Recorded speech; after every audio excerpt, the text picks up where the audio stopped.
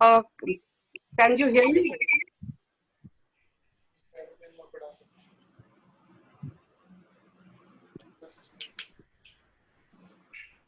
Okay, good afternoon, everybody.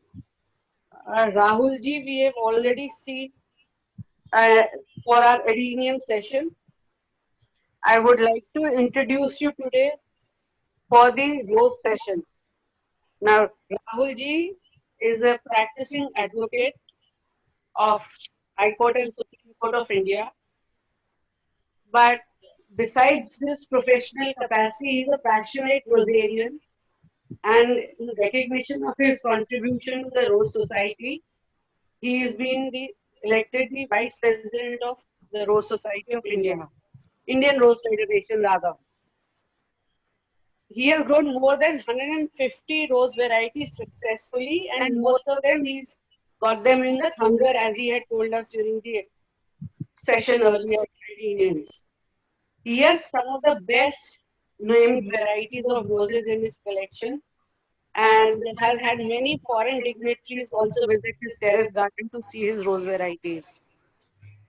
He has been a judge for the rose category in our show, and he has also been impaneled for the judges panel in the world prestigious Rose Show, World Regional Rose Convention of 2019. He himself has won many awards in the Rose Show, and the well-known All-American Rose Selection has also featured many of his roses.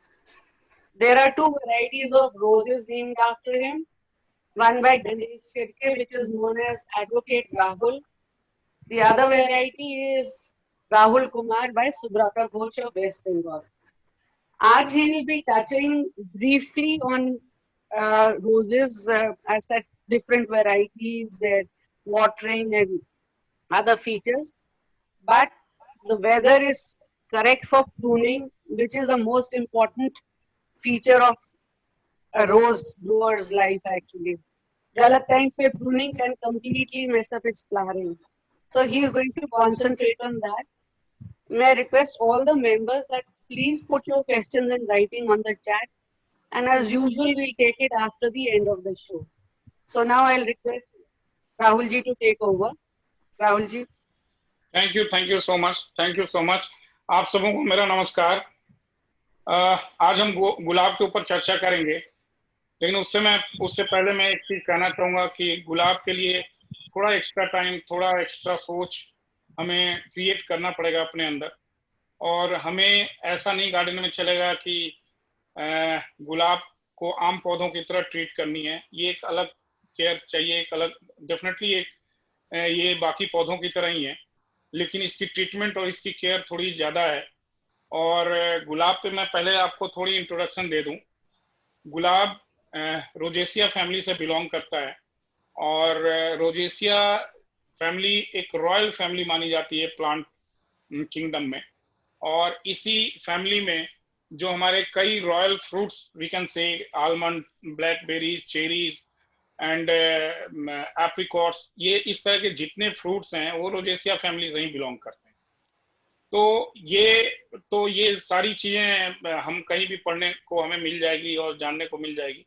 लेकिन एक चीज मैं जानता हूं कि अगर गुलाब में improvement लाने से पहले या गुलाब में कुछ डिफरेंट करने से पहले हमें अपनी सोच को कुछ डिफरेंट करना पड़ेगा, हमें अपने अंदर कुछ चेंजेस लाने पड़ेंगे, तभी हम गुलाब को उगा सकते हैं। क्योंकि गुलाब एक सिस्टमेटिक वर्क है, आपको एक सिस्टम के साथ काम करना है। अगर इसकी हम फीडिंग करते हैं तो वो भी कैलकुलेटेड फीडिंग है, और वो सिस्टमेटिक फीडिंग है। ऐसा नहीं होता है कि हम मंडे को फीडिंग कर दिए, फिर पूरे हफ्ते कुछ नहीं किया, फिर फ्राइडे को अचानक कुछ पेस्टिसाइड वगैरह हमने यूज कर लिया, फिर 10 दिन हमने छोड़ दिया। ऐसा नहीं होता है। एक आपको एक रूटीन, एक शेड्यूल बनाना पड़ेगा अपने गुलाब के साथ, और उस शेड्यूल के साथ ही आपको चलना पड़ेगा, और उस शेड्यूल के साथ ही आपको उन गुलाब को ट्रीट करना पड़ेगा। थोड़ा चैलेंजिंग है, आई एग्री, गुलाब थोड़ा चैलेंजिंग है, इजी नहीं है। और अगर एक बार आप स्टार्ट कर दिए तो आप डेफिनेटली इंजॉय करोगे गुलाब करने में। मैं कहीं भी होता हूँ, अगर रात को मैं सोता हूँ तो सुबह का इंतजार होता है कि कब सुबह और मैं जाके गार्डन में गुलाबों के बीच में घूमूं या उनकी सेवा करूं या उनके में पानी डालूं या उनको खाद दूं। और अगर सुबह मैं कोर्ट निकल जाता हूं तो शाम को इंतजार रहता है कि मैं कब घर पहुंचूं और अपने छत पे जाके, अपने टेरेस पे जाके गुलाब के साथ में कुछ टाइम स्पेंड करूं। मेरा यही सबसे बड़ा नशा है। और ये एक मेरे अंदर एक जुनून है, पागलपन है, जो मैं लगा हुआ हूँ कि मेरे को अच्छे अच्छे फूल देखने को मिले, और मैं इसी वजह से कलेक्शन भी करने की कोशिश करता हूँ। इस पे हमेशा स्टडी करता रहता हूँ, लोगों से डिस्कशन मेरा होते रहता है। कुछ फॉरेनर फ्रेंड्स हैं, उनके साथ मेरी डिस्कशन होती है गुलाब के ऊपर। और इस तरह से मतलब एक अलग टाइम मैं स्पेंड करता हूँ गुलाब के साथ, and I enjoy.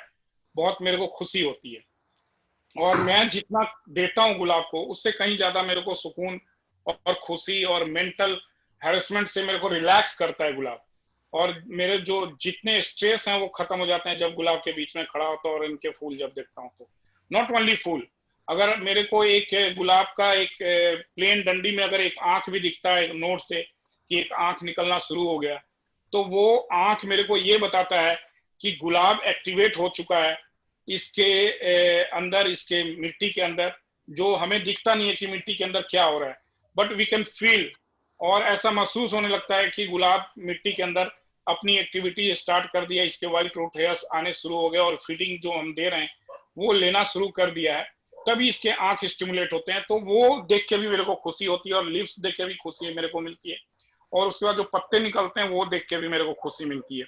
And you will not believe कि जब ये डोरमेंसी पीरियड में होता है और इसके येलो लीव्स होते हैं और लीव्स पे सड़े गले पत्ते भी होते हैं, उसको देख के भी खुशी होती है कि वो टाइम भी इसके लिए जरूरी है। तो यू विल एंजॉय रोज, ये आपको हमेशा खुशी देगा, हर हाल में खुशी देगा ये गुलाब आपको। तो सबसे पहले मैं आपको बताना चाहूँ कि गुलाब की कितनी वेराइटीज हैं, और मैं इंडिया के अंदर बता दूं, मोर देन 5000 ऐसे वेराइटीज हैं, नेशनल और इंटरनेशनल रोज ऐसे हैं जो रजिस्टर्ड हैं। ये 5000 गुलाब रजिस्टर्ड हैं, और ये ओपन मार्केट में या नर्सरीज में इजिली अवेलेबल है।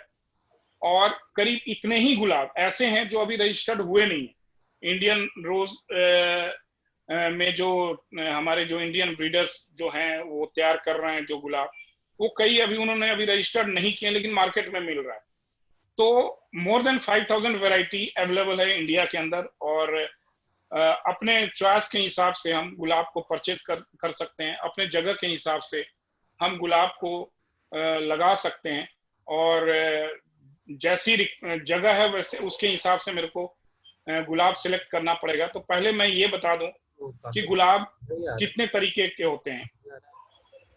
एक जो इसमें पहली वैरायटी है गुलाब की वो है हाइब्रिड टी। स्पॉटलाइट किया हुआ है मुझे, सॉरी। एनी प्रॉब्लम विवेक?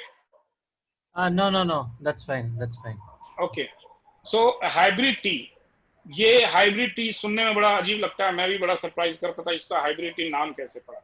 So राहुल जी, वो अगर पीपीटी प्रेजेंट करनी होगी तो आप बता दीजिएगा, मैं शेयर। हाँ, आप स्टार्ट कर दीजिए। ठीक है, अभी प्लांट सिलेक्शन पे हम हैं। तो ये हाइब्रिड टी जो गुलाब है, ये मैं कई बार इसके ऊपर पढ़ने की कोशिश की और गूगल पे भी जानने की कोशिश की, लेकिन मेरे को इसके बारे में पता नहीं चला था कि हाइब्रिड टी इसका नाम कैसे पड़ा।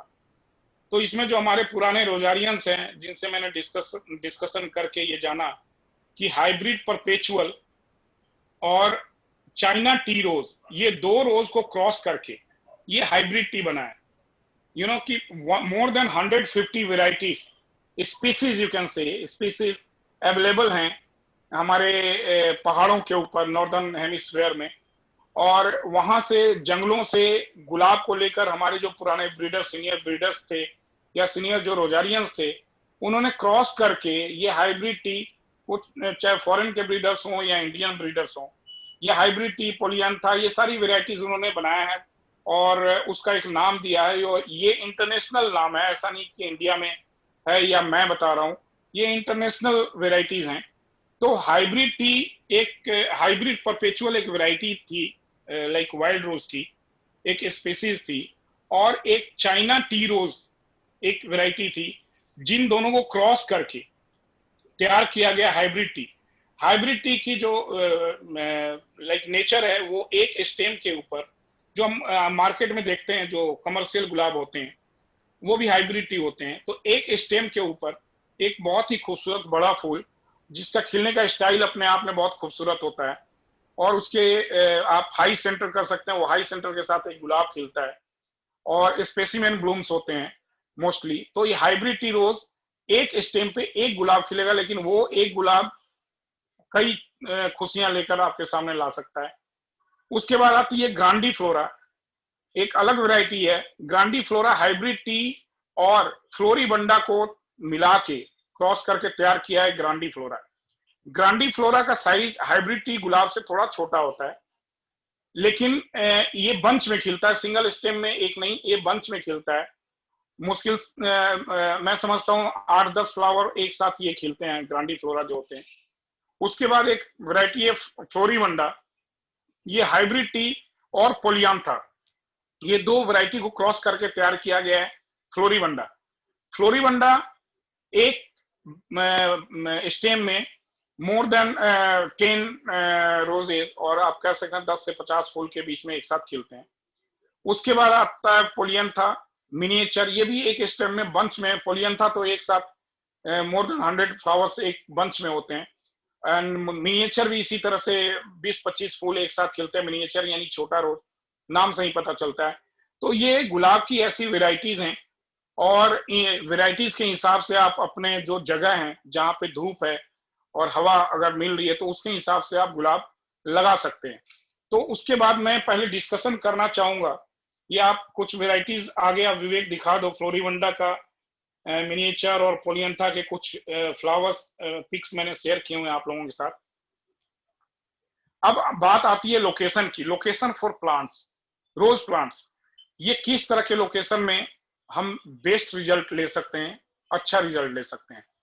कई बार प्रॉब्लम आती है, और कई बार मैं क्वेश्चन फेस करता हूं आप लोगों की तरफ से कि सर हमारे गुलाब में फूल नहीं खिल रहे हैं और ये बढ़ता ही जा रहा है, इसमें फूल आते भी हैं तो एक आध आ जाते हैं। तो मेरा सबसे पहला सवाल यही होता है कि आपके गुलाब को धूप कितना मिल रहा है। आपके गुलाब को अगर सुबह से शाम तक अगर धूप मिल रहा है, तो कोई मतलब नहीं बनता है कि आपके गुलाब में फूल ना खिले। सुबह से शाम तक जिस लोकेशन में धूप है, वो आपका बेस्ट लोकेशन है। अगर ऐसा लोकेशन आपके पास अवेलेबल नहीं है, वो चाहे जमीन हो या छत हो या आपका टेरेस हो, तो कहीं भी आप सुबह से शाम तक जहां धूप मिल रहा है, वो बेस्ट लोकेशन है इसके लिए। अगर ये लोकेशन आपके पास अवेलेबल नहीं है, तो आप ये नेक्स्ट विवेक नेक्स्ट पे आप आ जाएं। अगर ये लोकेशन आपका अवेलेबल नहीं है, तो आप वो जगह गुलाब लगाने के लिए ढूंढिए जहां पे सुबह से लेकर दोपहर तक या शाम तक हमें धूप मिलती है। सुबह का अगर 6-7 घंटे भी धूप हमें मिलता है, कम से कम गुलाब को 6 घंटा धूप चाहिए, खास करके एसटी वैरायटी के लिए। तो 6 से 8 घंटे का अगर धूप सुबह का हमें मिल रहा है, दोपहर की धूप की हमें जरूरत नहीं है। फिर अगर 6 से 8 घंटे हमें सुबह का धूप मिल जाता है दोपहर तक का, तो वो भी गुलाब के लिए, हाइब्रिड टी के लिए, किसी भी गुलाब के लिए बहुत फेवरेबल प्लेस है, बहुत गुड लोकेशन है वो। विवेक अगले आप पिक्चर पे आ जाइए। ये मैं दिखा रहा हूं आपको, ये मेरे रूफ का है। तो दूसरा हमारा बेस्ट लोकेशन है जहां पे सुबह से लेकर शाम के दोपहर तक हमें अगर धूप मिल रही है 6-7 घंटा, तो that is also a very good location. अगर किसी के पास इतना धूप नहीं मिल रहा है और वो चाहते हैं मेरे पास बालकनी में 3-4 घंटे का धूप आता है राहुल जी, तो मेरे को वहां के लिए कुछ सजेस्ट करो। तो वहां पे आप एचटी वेराइटी आप अवॉइड करें। आप ये कोशिश करें कि फ्लोरीबंडा की कुछ वेराइटीज हैं जो जैसे आइसबर्ग है, समर स्नो है, कुछ इस तरह की वेराइटीज जो हैं वो आप सदाबहार है, कुछ इस तरह की वेराइटीज आप वहां पे लगा सकते हैं। एक जो हमारा एक और वेराइटी है लाइक वैलेंटाइन रोज जिसको हम कहते हैं, या देसी गुलाब भी आप कर सकते हो। कुछ इस तरह की वेराइटीज जिसको बहुत ज्यादा धूप की जरूरत नहीं होती है, तो वो फ्लोरीबंडा वेराइटी वगैरह ये सब हम अपने बालकनी वगैरह में लगा सकते हैं जहाँ पे 3-4 घंटे का धूप है। दूसरा जो लोकेशन हमें ये देखनी चाहिए कि जहां पे एयर फ्लो या एयर सर्कुलेशन या एयर मूवमेंट कहें, वो गुलाब में या गुलाब के पत्तों के बीच प्रॉपर होनी चाहिए। इससे हमारे गुलाब में बीमारी नहीं लगती है, कीड़े नहीं लगते हैं। अगर हवा और धूप अगर रुका हुआ है, तो प्लांट के पत्तों के नीचे माइट्स और कई तरह के और कीड़े भी, थ्रिप्स वगैरह, ये सारे कीड़े अपना घर बना लेंगे और आपका गुलाब जो है वो सरवाइव नहीं कर पाएगा या ग्रोथ अच्छे से नहीं ले पाएगा। तो ये बेहतर है, ये बहुत देखना जरूरी है कि हमें सुबह से लेकर शाम तक जो एयर फ्लो है, या सॉरी एयर फ्लो है गुलाब के बीच में, वो प्रॉपर मिलनी चाहिए हमें। तो ये सेकंड हमारा लाइक चॉइस होना चाहिए कि हमारे गुलाब में हवा प्रॉपर मिलनी चाहिए। अगर कहीं आप देख रहे हो कि ईस्ट और साउथ, अगर ये दो डायरेक्शन खुला हुआ है तो इधर से भी हवा बहुत अच्छा आता है, तो वो भी बेस्ट लोकेशन हम काउंट करते हैं। जो तीसरा कंडीशन वो ये है कि गुलाब अपने साथ किसी और प्लांट को शेयर नहीं करना चाहता अपना जगह। तो इन दैट केस कोई भी, खास करके वो प्लांट जिनका रूट ग्रोथ बहुत ज्यादा हो या प्लांट ऊपर बहुत ग्रोथ लेता हो, तो इस तरह के जो प्लांट है वो हमें गुलाब के साथ अवॉइड करनी चाहिए, क्योंकि जो बीमारी है वो हमारे गुलाब के अंदर, गुलाब बहुत सेंसिटिव प्लांट है, वो उसके अंदर वो आ सकता है। दूसरा, हम जो गुलाब को जमीन में अगर हम गुलाब लगा रहे हैं और बगल में कोई और पौधा भी हमने लगाया हुआ है, तो जो हम कैलकुलेटिव फीडिंग गुलाब को कर रहे हैं वो फीडिंग हमारा शेयर हो जाएगा दूसरे प्लांट के साथ। तो जो पर्पस हमारा एक गुलाब को फीडिंग देने का होता है वो हमारा पर्पस सॉल्व नहीं हो पाएगा। तो हमें गुलाब के आसपास कोई और पौधा नहीं लगाना चाहिए। सीजनल फ्लावर आप फरवरी मार्च में जो पेंजी वगैरह कुछ लगाते हो, छोटे प्लांट्स जिसमें फूल आ सकते हैं, वो हम जरूर लगा सकते हैं, क्योंकि उसमें खाना वगैरह ज्यादा नहीं चाहिए होती है और उसके अंदर इतनी बीमारियां भी नहीं होती हैं। तो वो प्लांट बेशक हम लगा सकते हैं, लेकिन बड़े जो एनुअल प्लांट्स हैं या पेरेनियल प्लांट हैं वो हमें अवॉइड करना चाहिए गुलाब का। तो ये तीन कंडीशन है, धूप, हवा और कोई भी प्लांट इसके आसपास ना हो। ये तीन कंडीशन गुलाब के लिए लोकेशन चूज करते समय हमें जरूर ध्यान देना चाहिए। उसके बाद बात आती है प्रूनिंग की। मैं प्रूनिंग आपको करके अभी प्रैक्टिकली करके दिखाऊंगा, लेकिन अभी मैं प्रूनिंग पे इसलिए आ रहा हूं कि अभी जो टाइम है हमारा, अभी जो मौसम है वो प्रूनिंग के लिए बहुत फेवरेबल है। प्रूनिंग से पहले क्या करना है, प्रूनिंग के बाद क्या करना है, वो मैं आपको पहले समझा देता हूँ, फिर मैं प्रैक्टिकली प्रूनिंग करके दिखाऊंगा एक प्लांट को। प्रूनिंग से पहले, एक हफ्ते पहले, अगर आपने प्रूनिंग नहीं की है तो एक हफ्ते पहले ट्रीटमेंट आप शुरू कर दिए, क्योंकि प्लांट हमारा डोरमेंसी में होता है। डोरमेंसी एक ऐसा फिजिकल कंडीशन है जिसमें इसका फिजिकल ग्रोथ या तो रुक जाता है या तो स्लो हो जाता है। इसकी मेटाबॉलिक एक्टिविटी जो होती है वो हम स्लो कर देते हैं प्लांट की। तो ये फोर्सफुली हम डोरमेंसी में लेकर जाते हैं। डोरमेंसी यानी प्लांट को सुला देना, आराम देना। जैसे हम सुबह काम पे जाते हैं, अगर रात को हम आराम नहीं करते हैं, रात को हम रेस्ट नहीं लेते हैं, तो डेफिनेटली पूरे दिन जो हमारा परफॉर्मेंस है, हमारी जो कैपेसिटी है, उसके अकॉर्डिंग हम काम नहीं कर पाएंगे। तो ये जरूरी होता है कि हम रात को रेस्ट लें, आराम करें। सेम विथ रोज, गुलाब, हम लोग एक ऐसे वेदर कंडीशन में हैं जिसको ट्रॉपिकल वेदर कहते हैं। यहाँ पे ठंड, गर्म, बारिश और जो हमारा ह्यूमिडिटी, ये सारी वेदर मिक्स है हमारे टेम्परेचर में। तो ये प्लांट को कहीं ना कहीं हेल्प करते हैं ग्रोथ लेने में। तो गुलाब भी इससे अफेक्टेड नहीं, बचा हुआ नहीं है, गुलाब भी ग्रोथ लेता रहता है।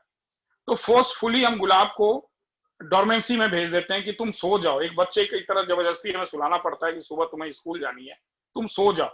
तो जबरदस्ती हम मार पीट के सुला देते हैं, वैसे गुलाब को भी मार पीट के हमें सुलाना पड़ता है। उसको, इसका खाना हम कम कर देते हैं, इसका पानी हम कम कर देते हैं, हाँ, इसके जो फ्लावर्स इसके ऊपर जो लगे हों उसको हम काटना बंद कर देते हैं। तो ये सारी चीजें करते हैं, तो प्लांट को हम फोर्सफुली जबरदस्ती इसको सुलाते हैं। That is called the forceful dormancy. और एक जो होता है नेचुरल डोरमेंसी, जहां टेम्परेचर माइनस में चला जाता है, 0 डिग्री से नीचे चला जाता है, जहां पे बर्फ जमते हैं, वहां प्लांट अपने आप को खुद ही डोरमेंसी में लेकर चला जाता है। अपने जो पत्ते हैं वो सेट्स कर देता है, गिरा देता है, ताकि इनके ऊपर बर्फ इकट्ठे ना हो, और सिंगल डंडी पे खड़ा रहता है ताकि बर्फ अगर इसके ऊपर आए भी तो वो फिसल कर नीचे चली जाए। तो वो वहां ये खुद नेचुरल डोरमेंसी में ही चला जाता है। Rose plant is very much smart. तो उसके हमें यहाँ पे फोर्सफुली इसको डोरमेंसी देनी होती है। और डोरमेंसी जब प्रूनिंग हमें करनी होती है तो प्रूनिंग से पहले, एक हफ्ते पहले, इसका हम डोरमेंसी ब्रेक करने का कोशिश करते हैं। तो अभी हमारा जो काम है ये प्रूनिंग का है। और अगर जिन्होंने प्रूनिंग कर लिए है उनके बारे में तो उनको मैं आगे का बताऊंगा कि प्रूनिंग करने के बाद क्या करना है। और जिन्होंने प्रूनिंग नहीं की है वो 1 हफ्ते का अपना शेड्यूल तैयार कर लें। 1 हफ्ते पहले आपको 7 डेज पहले आपको, आप नोट कर लें, सरसों की खली और डीएपी, ये 2 चीज आपको खिलानी है। आप इस पे ले आओ विवेक, नेक्स्ट पे ले आओ, सरसों की खली और डीएपी, और आगे और ये, यस, तो ये सरसों की खली है और ये डीएपी है। सरसों की खली 2 से 3 ग्राम पर प्लांट के हिसाब से हमें सरसों गीला करना है। आपके पास जितने प्लांट हैं उसमें 3 से गुना कर दें, उतना ग्राम आपको गीला करना है सरसों की खली। और जो डीएपी है वो पर प्लांट 1 ग्राम के हिसाब से, जो 100 ग्राम जो सरसों की खली है वो करीब 50 गुलाब के ऊपर हम अप्लाई करते हैं। और अगर 100 ग्राम अगर हम सरसों की खली लेते हैं तो 50 ग्राम हम डीएपी लेते हैं और इनको गीला करने के लिए छोड़ देते हैं। थोड़े पानी में हम एक सॉल्यूशन तैयार करते हैं, थोड़े पानी में इनको गीला करने के लिए छोड़ देते हैं।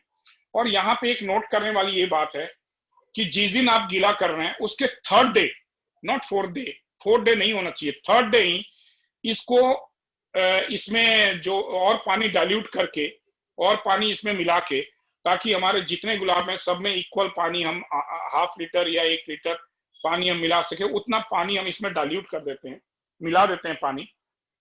और 3rd डे सारे प्लांट के अंदर हमें गुलाब के जड़ों में पानी दे देना है। ये 7वें दिन, प्रूनिंग से 7 दिन पहले ये करना है आपको। दूसरा, ये 5 दिन पहले 52-34 52-34 52-34 ये 19-19 है। आप नेक्स्ट पे चले जाएं, सॉरी उससे पहले 5th डे पे आ जाएं, उससे पहले और आए। ये एनपीके है 052-34, ये आप डाई पोटेशियम ऑर्थोफॉस्फेट भी इसको कहते हैं। इसको 2 ग्राम पर लीटर के हिसाब से पानी में घोलकर और इसके रूट में डालना है, गुलाब के रूट में डालना है। ये हम इसलिए करते हैं ताकि प्लांट जो सोया, जैसे ही हम खाना देते हैं तो ये धीरे धीरे उठना शुरू करता है। इसके रूट जो सोए हुए रहते हैं वो व्हाइट रूट हेयर्स एक्टिवेट हो जाते हैं और वो खाना लेना शुरू कर देता है और प्लांट जो हमारा है वो एक्टिवेट होना शुरू होता है। तो ये 2 चीज आपको करनी है। अगर 2 चीज आप नहीं कर पाते हो तो कोई भी इसमें से एक चीज जरूर करो आप 1 हफ्ते पहले। 2 दिन पहले, प्रूनिंग से 2 दिन पहले आपको मैग्नीशियम सल्फेट के साथ, और पहले आ जाए जरा विवेक, एक पहले और आए आप जरा,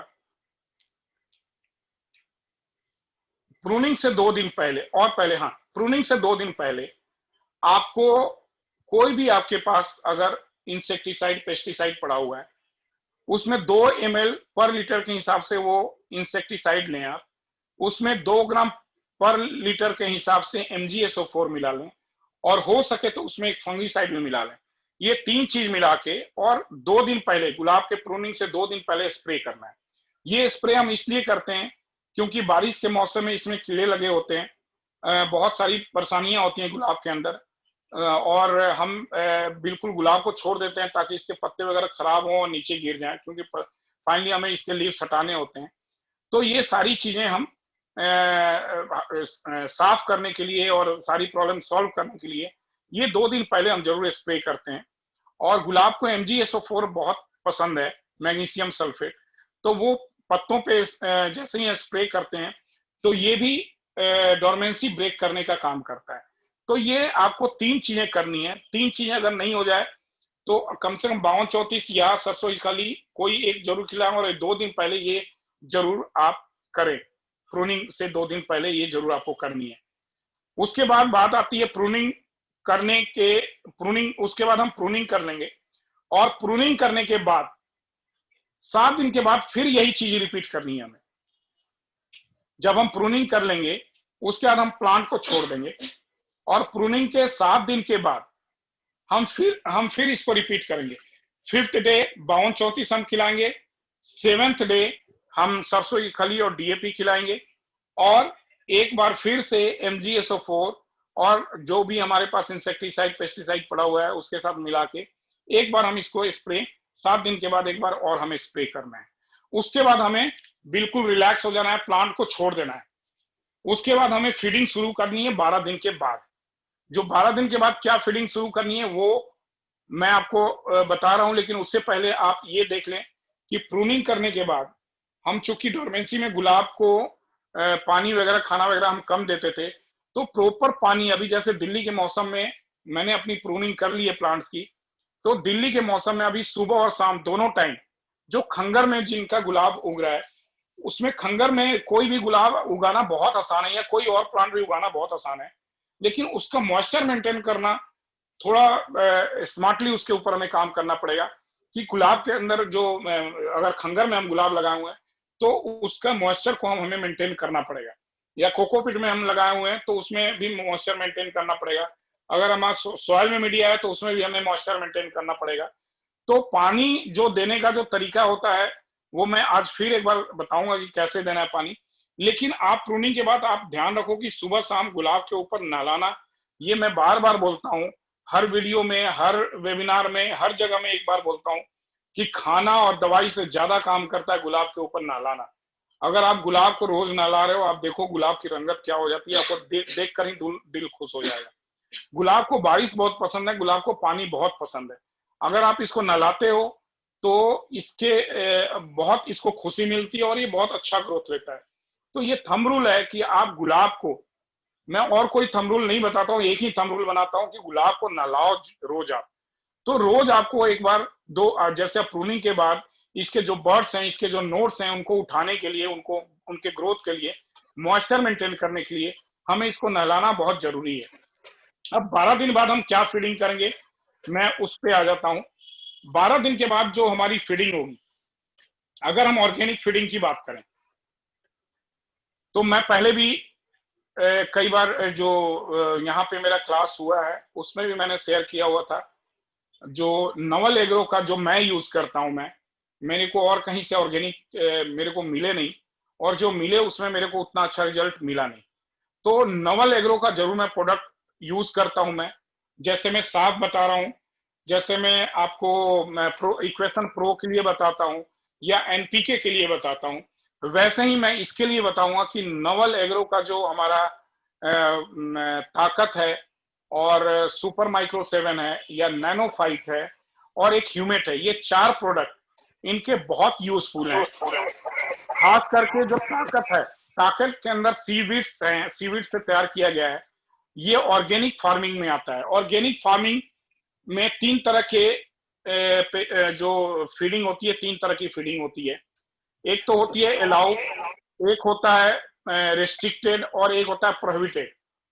जो अलाउ है वो यानी कि आप इसको दे सकते हो, इस तरह के फीडिंग। जो रेस्ट्रिक्टेड है वो बोलते हैं कि आप दे सकते हो लेकिन जब जरूरत पड़े तब आपको देनी है। और एक प्रोहिबिटेड है यानी कि देना ही नहीं है ये। तो जो ऑर्गेनिक फीडिंग है, इसमें जो हमारा ताकत है, ये अलाउ है ऑर्गेनिक फार्मिंग में, क्योंकि ये ऑर्गेनिक 95% ऑर्गेनिक है, 5% इनऑर्गेनिक इसमें माइक्रो न्यूट्रिएंट है, तो वो ना के बराबर हैं, लेकिन ये अलाउ है ऑर्गेनिक फार्मिंग में। तो ताकत के अंदर अगर आप एनपीके मिला लेते हो, नाइट्रोजन, फास्फोरस एंड पोटेशियम, अगर वो आप मिला के 2 ग्राम मिला के इसके हर हफ्ते में एक बार रूट में दो और स्प्रे करो, साथ के साथ रूट में भी देना है और स्प्रे करना है, ये बहुत जरूरी है। एक बार ये फीडिंग दो। और जो सुपर माइक्रो 7 है इसका, वो माइक्रो न्यूट्रिएंट, आपको माइक्रो न्यूट्रिएंट वो होता है जिसमें विटामिन और मिनरल्स ये दोनों जो हैं वो मिले होते हैं। तो इसका जो सुपर माइक्रो 7 है वो ऑर्गेनिक फार्मिंग में रेस्ट्रिक्टेड है। रेस्ट्रिक्टेड का मतलब ये है कि अगर जरूरत है तो इसको यूज कर सकते हैं। तो गुलाब में इसकी हमेशा जरूरत पड़ती है तो आप इसको यूज कर सकते हो। वो तब हम यूज करते हैं अगर पत्ते पीले पड़ रहे हैं या जो इसके फ्लावर अच्छे नहीं हो रहे हैं, या बोरन की, आयरन की या मैग्नीशियम की किसी चीज की कमी है, तो उसके लिए हम सुपर माइक्रो 7 हम यूज कर सकते हैं। लेकिन गुलाब एक हैवी फीडर है, वो उसको खाना बहुत चाहिए होता है। तो हफ्ते में एक बार सुपर माइक्रो 7 जरूर आप इसको स्प्रे करें, रूट में नहीं डालना है, सिर्फ पत्तों के ऊपर स्प्रे करना है। जो इसका नैनोफाइट है इनके पास, वो स्पेशली बना है गुलाब में डाइबैक और ब्लैक स्पॉट की जो बीमारी होती है उसको दूर करने के लिए बना हुआ है नैनोफाइट। तो नैनोफाइट आप जरूर यूज करें। ये डाइबैक बहुत बुरी बीमारी है, वायरस वाली बीमारी है ये, फंगस की बीमारी है ये, और बहुत खतरनाक है। जब एक बार ये अगर डाइबैक लग गया तो आपके चाहे कितना प्यारा गुलाब हो, कितना बड़ा गुलाब हो, कितना पुराना गुलाब हो, वो उसको मार देता है। ब्लैक स्पॉट हम लोग कंट्रोल कर सकते हैं, लेकिन डाइबैक को कंट्रोल करना बहुत मुश्किल होता है। तो 15 दिन पे एक बार आप नैनोफाइट जरूर यूज करो कि हमारे गुलाब में ये बीमारी ऑर्गेनिक फीडिंग वाली स्लाइड दे दो ऊपर स्क्रीन पे। जो गुलाब है इसमें ये बीमारी तुरंत आती है, तो बहुत सेंसिटिव प्लांट है। अगर एक बार बीमारी लग गई तो 15 दिन पीछे हम चले जाएंगे, हमारा प्लांट 15 दिन पीछे चला जाएगा, और हम इससे जो हमें फायदा लेना है वो 15 दिन हम लेट हो जाएंगे। तो इसलिए जरूरी है कि आप इसको नैनोफाइट वगैरह डालो ताकि इसके अंदर कोई बीमारी लगे ही नहीं। इसका जो ह्यूमेट है, जो वो 100% ऑर्गेनिक है, वो ह्यूमेट इसमें डालने से ये होता है कि किसी भी प्लांट में, नॉट ओनली इन रोज, किसी भी प्लांट में अगर आप प्लांट के ऊपर देख रहे हो कि इसके नए पत्ते निकल रहे हैं या फ्लावर आ रहे हैं या इसके आईज खुल रहे हैं, तो आप समझ जाओ कि उस प्लांट के नीचे अंदर जो है व्हाइट रूट हेयर्स एक्टिवेट हो चुके हैं, यानी ग्रोथ लेना शुरू कर दिया। तो गुलाब के अंदर व्हाइट रूट हेयर्स को एक्टिवेट करने के लिए, उसके ग्रोथ के लिए ज्यादा से ज्यादा वो रूट, क्योंकि जितने व्हाइट रूट ज्यादा होंगे उतना अच्छा फीडिंग लेगा गुलाब हमारा। तो वो ह्यूमेट देने से उसके व्हाइट रूट हेयर्स जो होते हैं वो एक्टिवेट होते हैं और बहुत अच्छे ग्रोथ में लेते हैं, और वो खाना जो भी आप दोगे वो प्रॉपर गुलाब के ऊपर पार्ट तक आएगा और डेफिनेटली गुलाब बहुत अच्छा होगा। तो उसलिए ह्यूमेट बहुत जरूरी है। एक नवल क्रांति करके ये प्रोडक्ट ला रहे हैं, उन्होंने अभी मेरे को भेजा है कि राहुल जी इसको आप एक ट्रायल बेसिस पे देखो, अगर ये काम कर जाता है और वो डेफिनेटली वो क्रांति होगा। अगर वो काम कर जाता है, क्योंकि मैं अपने आने वाले सीजन में कोई भी इनऑर्गेनिक इंसेक्टिसाइड पेस्टिसाइड में यूज नहीं करने जा रहा, सिर्फ नवल क्रांति यूज करके देख रहा हूं। अगर वो थ्रिप्स और माइट जो बहुत बुरी बीमारी है गुलाब के अंदर, अगर इस दो पे वो काम कर गया तो सही में वो क्रांति है। वो उन्होंने भेजा हुआ है, और मोस्ट प्रोबेबली अगर काम कर गया तो मेरे को इनको रिपोर्ट करनी है, और मैं उनको बोलूंगा कि ओपन मार्केट में ले आओ, ये बहुत अच्छा प्रोडक्ट है। वो प्योर 100% ऑर्गेनिक है, कोई नाक या मुंह बंद करके आपको उसको दवाई छिड़कने की जरूरत नहीं है, और उसके अंदर खुशबू भी बहुत अच्छी है, तो वो डेफिनेटली बहुत अच्छा काम करेगा। तो वो प्रोडक्ट भी जो है वो हमारा आने वाला है। अगर वो आ जाता है तो उसमें गुलाब का एक पूरा पैकेज ये बन जाएगा इनके प्रोडक्ट का, तो वो जरूर हम यूज करेंगे। ये तो ऑर्गेनिक फर्टिलाइजर की बात हुई। अब इसके अलावा जो और एक देनी है, आप एक स्लाइड विवेक दिखाएं जिसमें एनपीके और MgSO4 मैंने दिखाया हुआ है। एनपीके और MgSO4 ये जो है, आपके पास कोई भी आप ऑर्गेनिक फीडिंग नहीं करना चाहते हैं या नवल एग्रो से कुछ खरीदना नहीं चाहते हैं, कोई इशू नहीं, आप कहीं से बालाजी के पास चले जाइए, बालाजी से लीजिए एनपीके 19-19-19। लेकिन वहां भी मैं बोलूंगा कि वहां 19-19 जब आप एक ऑनलाइन सर्च के लिए जाएंगे तो बहुत सारे साइट खुल जाएंगे। आप बालाजी के पास जाएंगे तो वो भी कई आपको साइट दे देंगे कि आप हमारे पास ये बहुत अच्छा है जी। लेकिन मैं बोलूंगा सबसे नंबर 1 पे एरीज है, फिर उसके बाद नंबर 1 पे मैं वर्धमान का भी मानता हूं एनपीके। ये सारे इंपोर्टेड है, इजराइल से बनकर तैयार होके आते हैं और यहाँ पैकिंग होती है। ये बहुत ही अच्छे एनपीके हैं। एरीज का मिल जाए बहुत बढ़िया, और आपका वर्धमान का मिल जाए वो भी बहुत बढ़िया। MgSO4 एनपीके ये दोनों वर्धमान का आप लें तो बहुत अच्छा होगा। ये बालाजी के पास अवेलेबल है, जो कापासेड़ा में है, वहां जाइए और ये जरूर दोनों आप जो गुलाब उगा रहे हैं इनको ये जरूर रखनी चाहिए, एनपीके और MgSO4। और एक आप पोटेशियम नाइट्रेट, ये भी एक जरूर आप ले लें। जो एनपीके MgSO4 और एनपीके है, ये 2 ग्राम एनपीके और 1 ग्राम MgSO4 को पानी में घोल के, और आपको हर हफ्ते एक बार रूट में जरूर डालना है ये खाना। ये ध्यान रखें आप लोग, एक बार जरूर ये खाना दें। और जो माइक्रोन्यूट्रिएंट है वो जरूर मैं पहले बताया हूं कि वो स्प्रे जरूर करना है।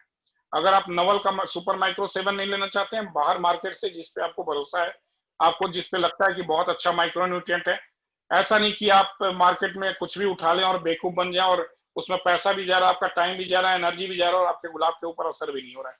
तो ऐसा चीजें मार्केट से उठाने की जरूरत नहीं है।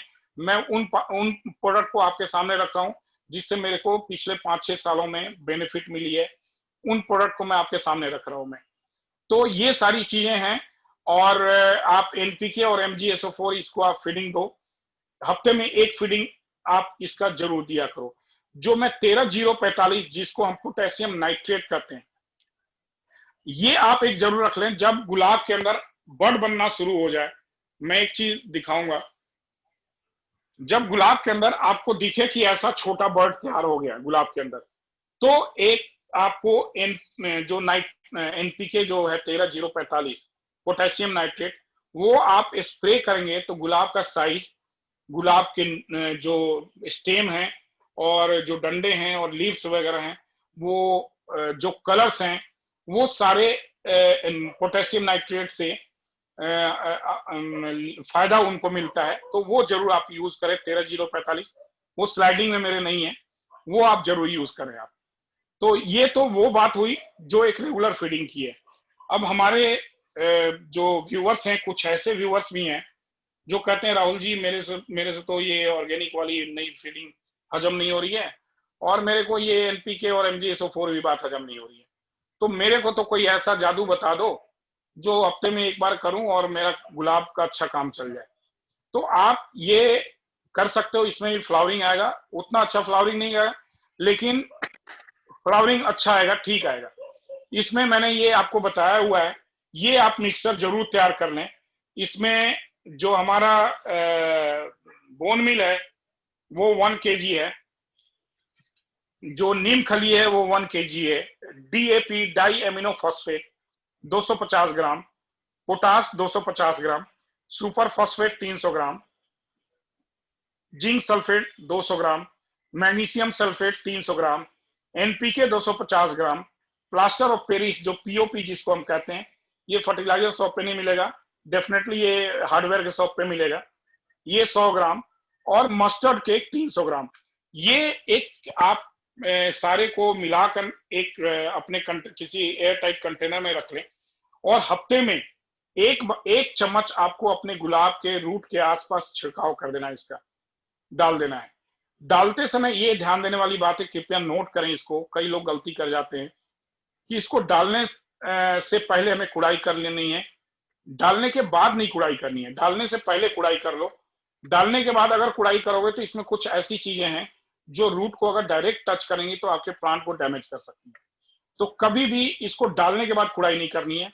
और they are slow releasing fertiliser, ये धीरे धीरे पानी में जाते रहेंगे। पानी के आप जब सावरिंग करेंगे या पौधा में पानी डालेंगे तो धीरे धीरे ये जाते रहेंगे और आपके गुलाब को इससे फीडिंग मिलती रहेगी।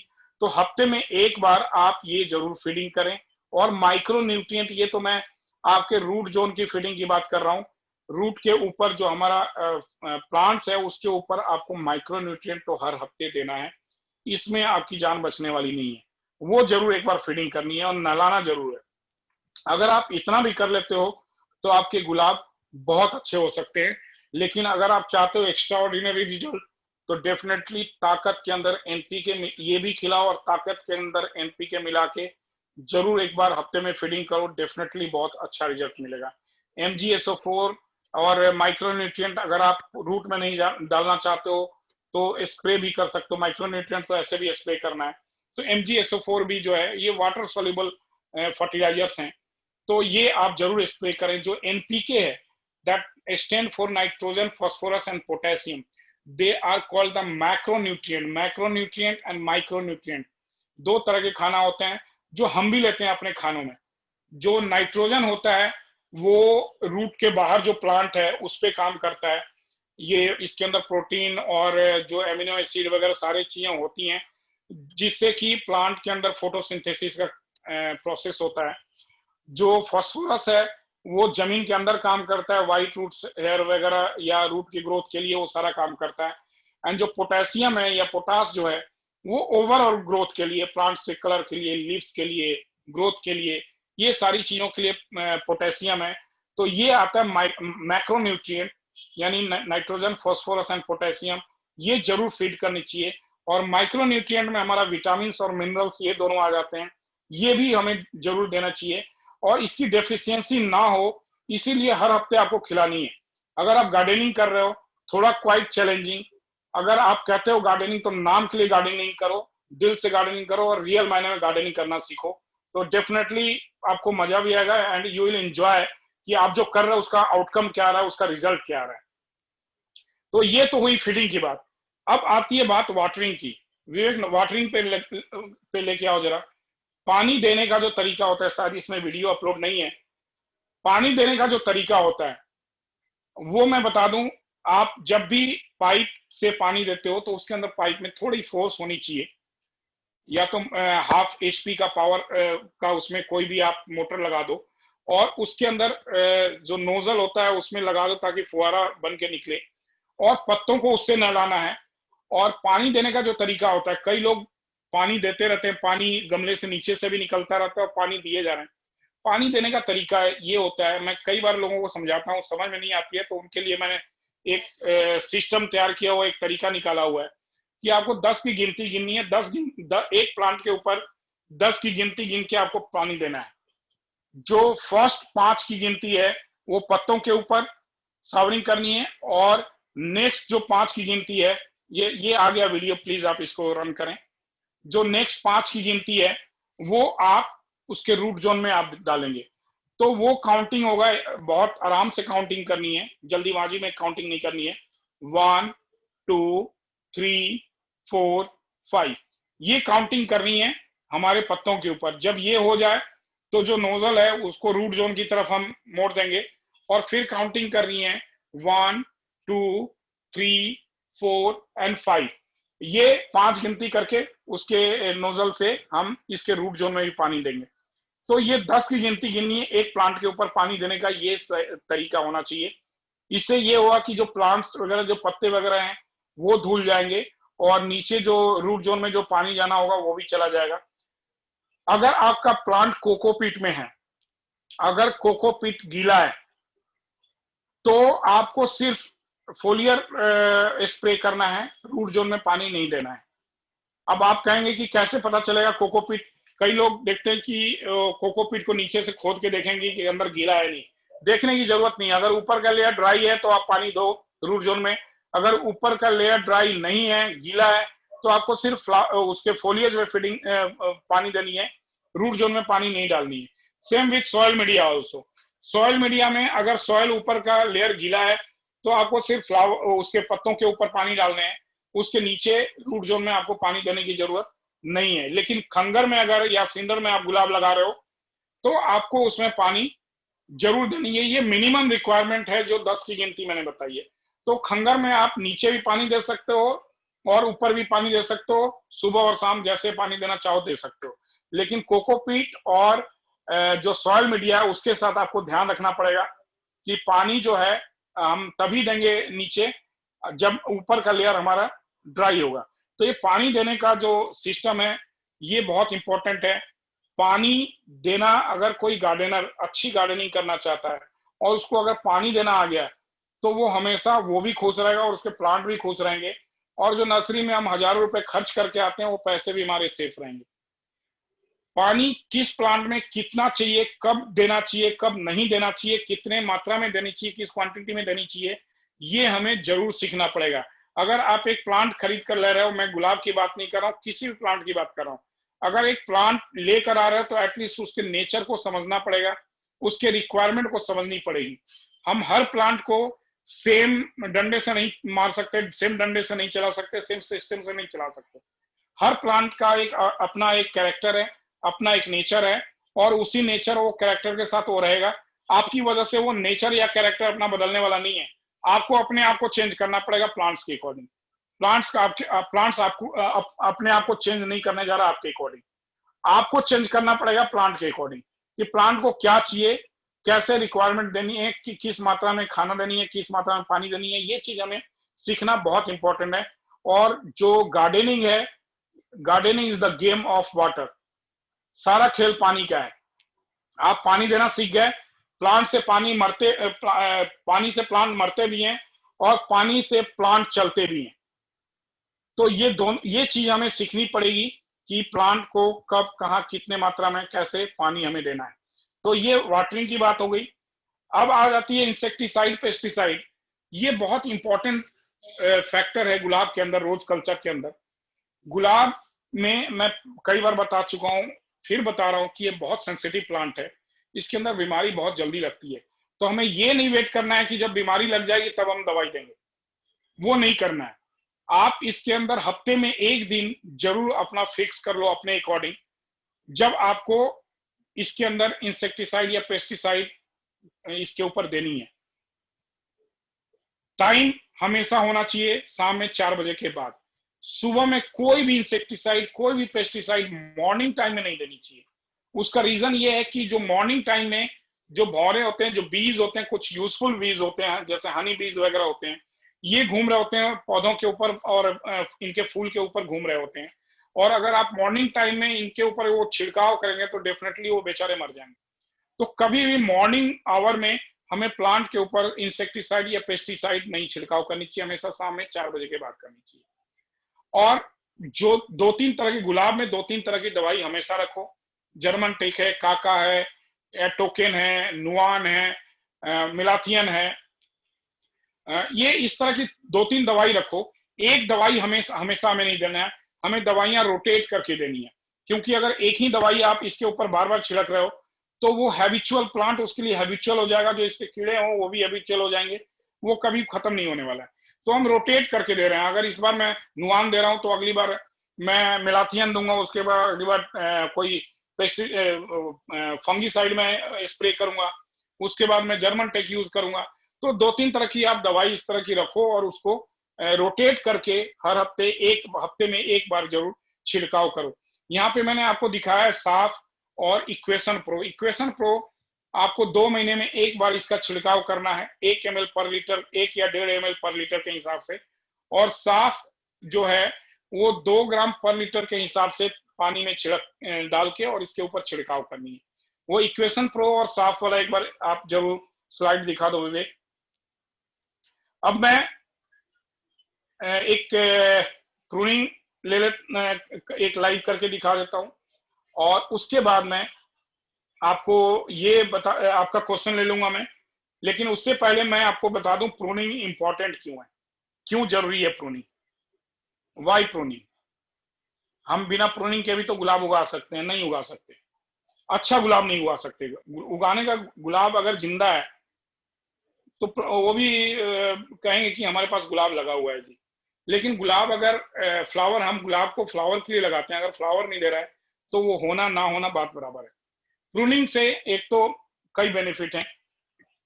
पहला बेनिफिट ये है कि आप अपने जगह के हिसाब से आप प्लांट को शेप दे सकते हो, जिस शेप में, जिस साइज में आप रखना चाहते हो उस साइज में रख सकते हो। दूसरा बेनिफिट ये है, जो प्लांट हमारा डोरमेंसी में होता है वो एक्टिवेट हो जाता है, इसकी डोरमेंसी ब्रेक होती है।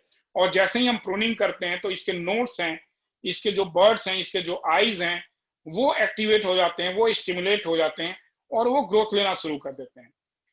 तीसरा फायदा ये है कि बहुत सारे ब्रांच निकलते हैं और जितने ज्यादा ब्रांच होंगे उतना हमारा प्लांट फ्लावर देगा। चौथा फायदा ये है कि इसके अंदर जो लीव्स के अंदर जो बीमारियां लगी होती हैं, मैं एक दिखाना चाहता हूं। ये लीव्स के अंदर बहुत सारी बीमारियां, बारिश के मौसम में बहुत सारी बीमारियां लग जाती हैं। और हमारा आप देख रहे हो, आप ये मैं दिखाना चाहूंगा, इसमें कई पत्ते इतने गंदे हुए पड़े हैं और इतनी बीमारियां इसके अंदर है, मैं बता नहीं सकता। तो ये सारी सफाई हो जाती है, नीट एंड क्लीन हमारा पौधा हो जाता है। तो इसलिए प्रूनिंग जरूरी है। तो एक ब्रांच को अगर हम प्रून करते हैं तो उसमें 6, 7 या 8 या 10 ब्रांच निकल के आते हैं और जितने ब्रांच होंगे उतने फ्लावर होंगे। सिंपल सी बात है। तो इसलिए प्रूनिंग बहुत जरूरी है। लेकिन प्रूनिंग करने से पहले हमें 2-3 चीजों का ध्यान रखना होगा। प्रूनिंग करते समय 2 मिनट कम से कम आप अपने प्लांट को जरूर देखो कि हमें इसमें से कौन सा ब्रांच रखना है, कौन सा ब्रांच हटाना है। प्रूनिंग, पहले मैं बता दूं, प्रूनिंग कई तरीके से किए जा सकते हैं। लाइट प्रूनिंग है, हार्ड प्रूनिंग है, सेमी हार्ड प्रूनिंग है। जो लाइट प्रूनिंग है वो एक ट्रिमिंग की तरह होता है। ट्रिमिंग यानी सिर्फ ब्रांच को हम ऊपर से हल्का सा कट कर देते हैं, वो ट्रिमिंग हुआ। वो पूरे साल हमारा चलता रहता है ट्रिमिंग। जैसे ये ब्रांच है, इसको मैंने थोड़ा सा ऊपर से कट कर दिया, ये ट्रिमिंग हो गया। तो जो हमारा पूरे साल ये ट्रिमिंग चलता रहता है। जो प्रूनिंग होती है वो साल में एक बार ही होती है। हार्ड प्रूनिंग हमारे इंडियन वेदर में, इंडियन कल्चर में हार्ड प्रूनिंग हमारा नहीं चलता है। हार्ड प्रूनिंग का जो इंटरनेशनल स्टैंडर्ड है वो ये है कि जो हमारा ग्राफ्टेड पार्ट है, ये हमारा ग्राफ्टेड पार्ट है, जहां से बर्ड यूनियन है, जहां पे ग्राफ्टिंग किया हुआ है, इसके ऊपर से वो जो ब्रांच मोटे मोटे 4 या 5 ब्रांच निकले हुए उसको मैक्सिमम 2 फीट की हाइट तक वो कट कर देते हैं और बाकी सारी चीजें हटा देते हैं। तो जो इंटरनेशनल स्टैंडर्ड है कि जो ग्राउंड से जो बेसल सूट्स निकलते हैं वो 4 या 5 रखेंगे, बाकी सब काट कर हटा देंगे। तो ये एक इंटरनेशनल स्टैंडर्ड है, लेकिन वो हम इंडिया में नहीं लेकर चल सकते, क्योंकि इंडियन वेदर में गुलाब को अगर हम उस तरीके से अगर करेंगे तो उसके अंदर डाईबैक लग सकती है और हमारा प्लांट मर जाएगा, चाहे कितना भी पुराना प्लांट क्यों नहीं हो। तो सेमी हार्ड प्रूनिंग या लाइट प्रूनिंग हमें करनी चाहिए। लाइट प्रूनिंग जो फ्लोरिबंडा है, जो पोलियंथा है, जो ग्रांडीफ्लोरा है और जो मिनिएचर है, उन गुलाबों में हम लाइट प्रूनिंग करेंगे। उसमें कभी हार्ड प्रूनिंग नहीं करनी चाहिए या सेमी हार्ड प्रूनिंग नहीं करनी चाहिए। जो HT वैरायटी है उसमें हमेशा सेमी हार्ड प्रूनिंग करनी चाहिए। तो ये प्रूनिंग करने के तरीके हुए।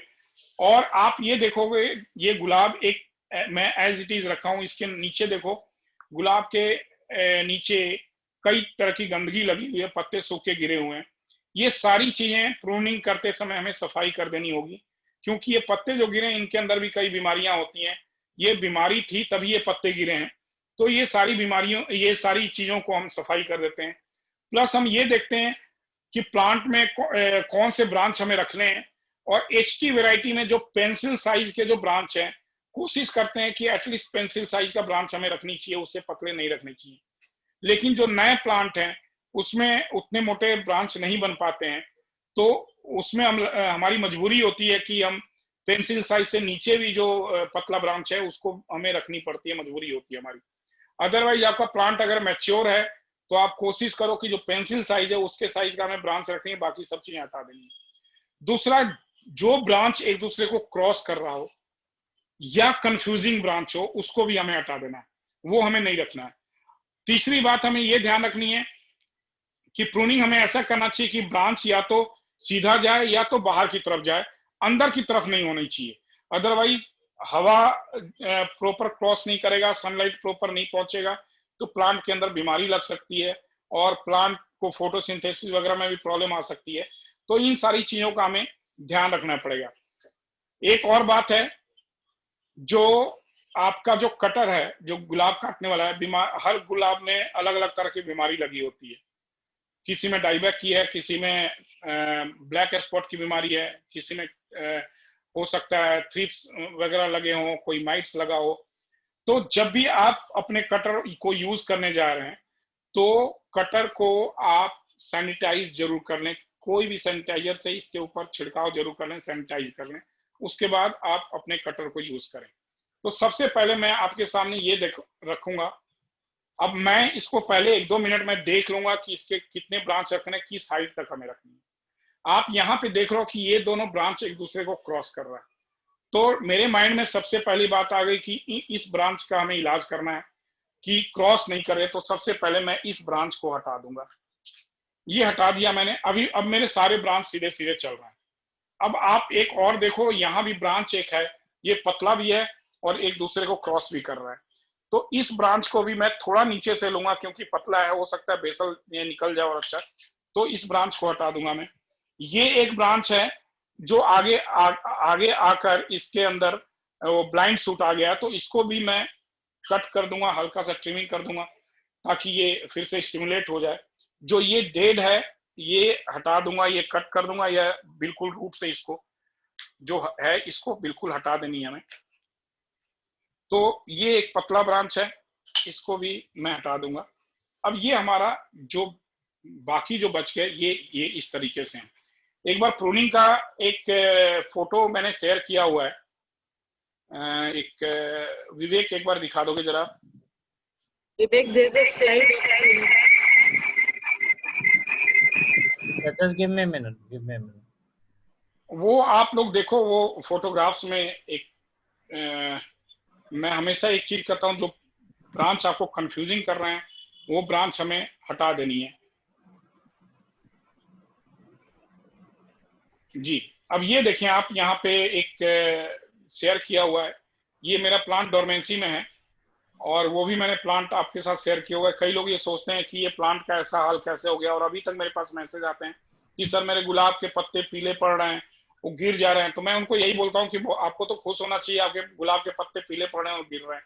इट मीन्स कि आपका प्लांट सो रहा है, और सो के उठेगा तो बहुत अच्छा काम करने वाला है, वो मार्च तक बहुत अच्छे फूल देगा। तो ऐसे सिचुएशन देख के हमें खुश होना चाहिए, ना कि उदास होनी चाहिए। तो ये जैसे ब्रांच है, इसको आप ये देखो, ये यहाँ से जा रहा है, ये कट कर देंगे हम। ये हमारा पेंसिल साइज का है ये, और इसके जो पत्ते हैं ये साथ के साथ हमें हटा देना, ये पत्ते नहीं रखने, इसके अंदर कई बीमारियां होती हैं। अब आप ये देखो, यहाँ पे एक चीज मैं दिखाना चाहूंगा, यहाँ पे कई तरह के ब्रांच निकले हुए हैं, ये खुद कंफ्यूजिंग है। तो डेफिनेटली इसको मैं, जो मेरे को कंफ्यूज कर रहा है वो डेफिनेटली हटा दूंगा मैं। अब आप ये देखो, ये ब्रांच मैंने अभी आपको बताया कि वो ब्रांच हमें नहीं रखनी है जो अंदर की तरफ जा रहा है। तो ये ब्रांच अच्छा ब्रांच है, लेकिन मैं रखना भी चाहता हूं, लेकिन अंदर की तरफ जा रहा है, तो मैं उसको इतने नीचे से आंख देखकर काटनी है हमें, ये ध्यान रखना। कई लोग ये सोचते हैं 45 डिग्री एंगल पे हमें ये कट करनी चाहिए। 45 डिग्री एंगल का कोई मतलब नहीं बनता है दिल्ली जैसे वेदर में। वो वहां पे होती है जहां बारिश बहुत होती है। तो लोग ये सोचते हैं कि पानी अगर गिरेगा तो प्लांट के अंदर अगर चला जाए तो उसके अंदर बीमारी लग सकती है, तो वो 45 डिग्री एंगल पे काटते ताकि पानी गिरे भी तो पानी नीचे चला जाए। तो अदरवाइज 45 डिग्री एंगल का कोई पर्पस नहीं होता है। दूसरा, ये लोग सोचते हैं कि हम जहां काटते हैं उसके ऊपर हमें पेस्ट लगानी देनी चाहिए फंगीसाइड की। जब बीमारी है ही नहीं तो फंगीसाइड की पेस्ट लगाने की कोई जरूरत नहीं होती है। अब मेरे पास 150-200 गुलाब है, और एक गुलाब के अंदर कम से कम 50-60 ब्रांच में कटिंग करता हूँ। अब 50-60 गुने आप 200 गुलाब कर लो, कितने हजार ब्रांच हो जाएंगे, जो सारा दिन मेरा काम हो जाएगा कि सबके ऊपर मैं पेस्ट लगाता चलूं। मैं वो करने की जरूरत नहीं है। लेकिन यस, अगर डाईबैक है किसी ब्रांच में, अगर इस ब्रांच में मेरे को यहाँ तक डाईबैक दिख रहा है, तो यहाँ से कट करके उसके ऊपर नेल पॉलिश या कोई भी फंगीसाइड हम जरूर लगा देते हैं ताकि वो बीमारी आगे नहीं बढ़े। लेकिन अगर आपके प्लांट के अंदर कोई बीमारी नहीं है, ये मेरा प्लांट इतना फ्रेश है, कोई बीमारी मेरे को दिख नहीं रही है, तो फिर फंगीसाइड लगाने की जरूरत है नहीं। क्योंकि फंगीसाइड स्प्रे मैं ऐसे ही करता हूँ, मैंने बताया वीकली हम स्प्रे करते रहते हैं। तो इस चीज का आप ध्यान रखेंगे।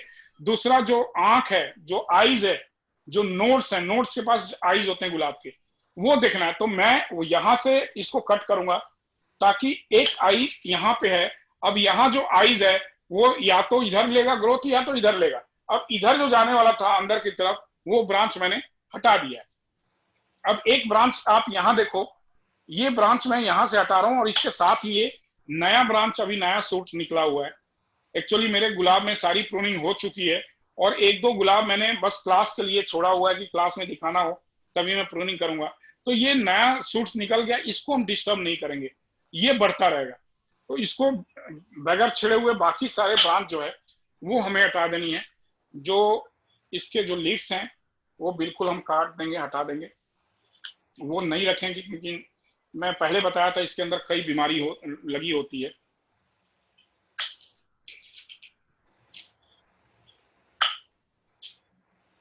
ये आप देखो, ये पतला सा ब्रांच है, इसको इसलिए मैं इसको हटा दूंगा, इसको रखना नहीं है मेरे को। और इस तरीके से आप, ये हमारा सेमी हार्ड प्रूनिंग कंप्लीट हो गया। अब इसके अंदर मेरा कोई डाईबैक नहीं है, कोई इसमें प्रॉब्लम नहीं है, सारे ब्रांच मेरे को सीधे सीधे चल रहे हैं, और कोई पतला ब्रांच भी हमने नहीं रखा है। और कभी भी आप प्रूनिंग करते समय ये हेजिटेट नहीं करें कि इस ब्रांच को मैं कैसे काटूं, उसके ऊपर दया दिखाने की जरूरत नहीं है, क्योंकि आप उसकी जान नहीं मार रहे हैं, उसके बेटरमेंट के लिए कुछ आप काम कर रहे हैं। तो इसलिए आपको कहीं से भी कोई घबराने वाली बात नहीं है, आप बेहिचक प्रूनिंग करें। बस ये देखें कि प्लांट को बहुत हार्ड प्रूनिंग नहीं करनी है, लाइट प्रूनिंग करनी है या सेमी हार्ड प्रूनिंग करनी है, और ताकि प्लांट हमारा उठ सके। तो ये तो प्रूनिंग हो गया। अब इसके साथ अब हमारा काम ये आता है कि जितने भी इसके पत्ते नीचे हैं वो सारा हम जो पत्ते हैं वो सारा हटा दें, सारा साफ कर दें।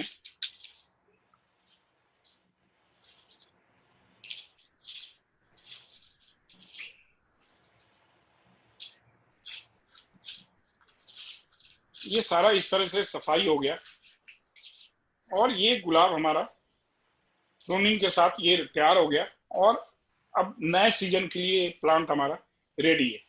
तो ये प्रूनिंग मैंने लाइव करके दिखा दिया। और एक चीज और मैं बताना चाहूंगा कि जिनके गुलाब जमीन में है और उन्होंने वहां पे रिपोर्टिंग का कोई पर्पस नहीं है, तो जिनके गुलाब जमीन के अंदर हैं वो गुलाब के आसपास टैप रूट को बगैर छिड़े हुए गुलाब के आसपास से कम से कम 4 से 6 इंच मिट्टी निकाल दें। अगर पुराना गुलाब है, 4-5 साल पुराना गुलाब है, उसका जो नीचे जो रूट के पास जो स्टेम है मोटा है, तो आगे से 4-5 या 6 इंच मिट्टी निकाल के और उसमें नई मिट्टी जिसमें कंपोस्ट, बोन मील और नीम खली और कुछ नहीं मिलाना है, ये सारा मिला के उसको फिर से हम रिफिल कर देंगे और पानी डाल देंगे। उसके बाद प्रूनिंग कर दें, साथ के साथ प्रूनिंग कर दें। लेकिन अगर जो गुलाब आपके गमले में है और उसमें आपने अभी रिपोर्टिंग नहीं की है, तो अब रिपोर्टिंग की जरूरत नहीं है। रिपोर्टिंग हमें पहले करनी है, प्रूनिंग हमें बाद में करनी है। ध्यान रखें, रिपोर्टिंग के 15 दिन बाद हमें प्रूनिंग करनी होती है।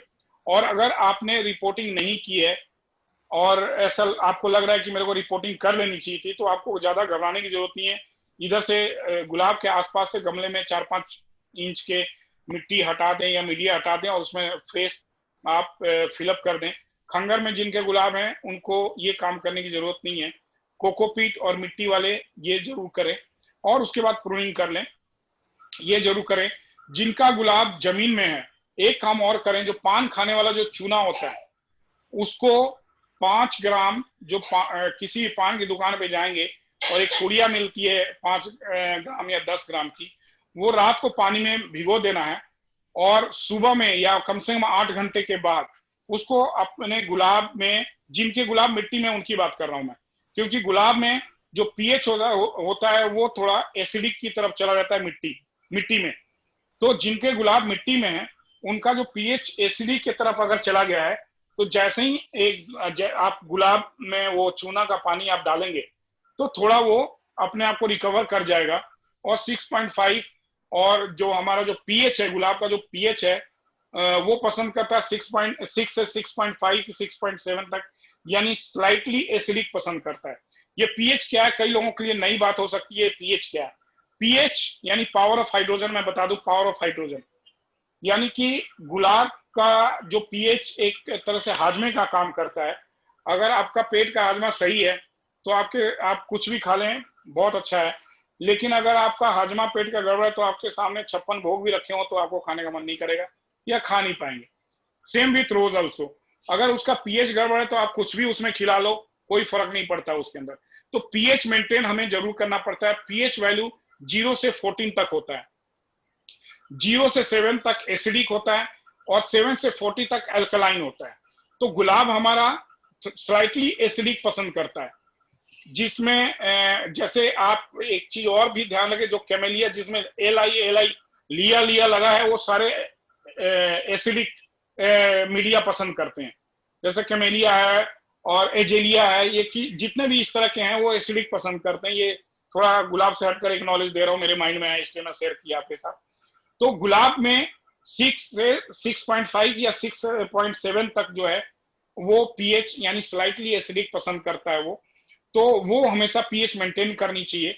और उसके कई तरीके हैं जो मैंने मिट्टी वालों के लिए बता दिया। जो जिनके खंगर में है उनका अगर पीएच सही नहीं है, आप पीएच मीटर एक जरूर रखें, पानी का पीएच देखें कितना है। तो सल्फ्यूरिक एसिड आप 1 बूंद 10 लीटर पानी में 1 या 2 बूंद सल्फ्यूरिक एसिड डालेंगे तो उससे काम। लेकिन सल्फ्यूरिक एसिड जलने वाला काम करता है, उससे है थोड़ा डेंजरस। अगर वो अवॉइड करें तो ज्यादा अच्छा है, लेकिन काम फटाफट करता है वो। तो उसके जगह हम विनेगर भी यूज कर सकते हैं, या पैरासीटामोल एस्प्रिन भी हम यूज कर सकते हैं। ये सारी चीजें भी हम यूज कर सकते हैं। उसको दे के आप महीने में एक बार जरूर दें, ताकि आपके गुलाब का जो पीएच है वो आपने अपने वाटर को चेक करो कि उसका पीएच क्या है, उसके हिसाब से जरूर पीएच मेंटेन करने की कोशिश करो। अगर आपके गार्डन में, आपके पॉट में अगर गुलाब नहीं अच्छा हो रहा है, तो एक वन ऑफ द रीजन ये भी है कि शायद उसका पीएच बिगड़ा हुआ है, जिसकी वजह से वो काम नहीं कर रहा है। तो पीएच जरूर मेंटेन करना चाहिए। और जो अल्कलाइन फैक्ट जो है वो इसको पसंद नहीं है, इसको स्लाइटली एसिडिक पसंद है। जी दीपा जी, मैं क्वेश्चन लेना चाहूंगा, अगर किसी को कोई डाउट है, कोई प्रॉब्लम है तो। हाँ सर, राहुल सर, बड़ा डिटेल्ड आपने बताया, काफी क्वेश्चंस हैं। So I am starting with the questions. Please जैसे जैसे आपके क्वेश्चंस आते रहे दिमाग में, members please add them on so that all of them can now be answered. The first question है sir, मैं देती हूँ, what will be the soil mixture for soil media, cocopeat media and Khangar media for roses? नहीं, soil mixture पूछ रही हैं या खंगर या कोकोपीट, क्या मतलब कि अगर कोकोपीट इस्तेमाल करें तो वो कितना, क्या प्रोपोर्शन में होना चाहिए, और खंगर मीडिया जो है अगर roses आप के? खंगर में, मैं पहले भी बताया हूँ जब एडेनियम का मैंने क्लास लिया था, कि मैंने गुलाब के लिए खंगर बिल्कुल रेडी टू यूज किया है, तैयार किया हुआ है राजेंद्र के पास, वहां पे लेके जाओ खंगर। एक चीज और मेरे को बात आ रही है मेरे सामने, आपके ग्रुप से ही और कई और जो सोसाइटी है उनसे बोल रहे हैं कि खंगर को धो के गुलाब को लगा रहे हैं, एडेनियम्स को लगा रहे हैं। खंगर को धोना नहीं है, बिल्कुल नहीं धोना है। खंगर रेडी टू यूज है, उसको आप राजेंद्र के पास से लेके आओ और उसको लगाओ और गुलाब आपका चलना शुरू करेगा। उसमें कुछ भी नहीं मिलाना है। पहले वीडियोस में मैं समझाता था कि आप इसमें कंपोस्ट मिलाओ, बोन मील मिलाओ, नीम खली मिलाओ, लेकिन उससे मैं हमेशा एक्सपेरिमेंट करता रहता हूँ बेटरमेंट के लिए। तो मेरे को ज्यादा बेटर यूज रिजल्ट अच्छा मिला जब मैंने खंगर में कुछ भी नहीं मिलाया। जब मैं इसके रीजन में गया तो रीजन ये मेरे को लगा कि खंगर काफी एयरी लाइक मीडिया है, उसके अंदर एयर फ्लो बहुत अच्छा होता रहता है। और अगर हम इसके अंदर कुछ कंपोस्ट या बोन मील या नीम खली मिला देते हैं तो वो ब्लॉक कर देता है एयर को, जो पास नहीं हो पाता है। तो जो रिजल्ट आनी चाहिए वो कंपेयर करें तो रिजल्ट थोड़ा उससे कम हमें मिलता है। तो खंगर में बिना कुछ मिलाए हुए आपको खंगर को डायरेक्ट यूज करना है, पहली बात, और धोना भी नहीं है। एक बार में उसकी गंदगी जो निकल जाएगी। उसमें नेचुरल पोटास है और भी कई नेचुरल मिनरल्स हैं, अगर हम धो देते हैं सारा कुछ निकल जाता है। प्लस उसके अंदर जो पानी होल्डिंग कैपेसिटी है वो भी खत्म हो जाती है। तो धोना नहीं है मीडिया को। ये किसी ने बताया था कि राजेंद्र ने बताया जी धो के लगाने के लिए, तो मैंने राजेंद्र को भी मना कर दिया, इस तरह की बातें शेयर नहीं करे। उसका काम है खंगर बेचना, वो खंगर ही बेचे।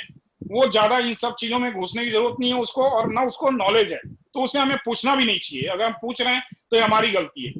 दूसरा, जो कोकोपीट मीडिया है उसमें आपको एक मुट्ठी बोन मील और एक मुट्ठी नीम खली 12 इंच के पॉट में या 10 इंच के पॉट में लगा रहे हैं तो इतना मिलाना है। अदरवाइज कोकोपीट में भी और कुछ नहीं मिलाने की जरूरत है। जो मिट्टी मीडिया है वो 60% हमारा कंपोस्ट होना चाहिए, well rotted cow dung compost, जो बिल्कुल 1.5 2 साल सड़ा हुआ गोबर है, वो हमारा 60%, 40% अच्छे गार्डन सॉयल। ये दो चीज मिला के और एक मुट्ठी बोन मील और एक मुट्ठी नीम खली 10 इंच या 12 इंच के पॉट में मिला के हमें गुलाब लगाने हैं।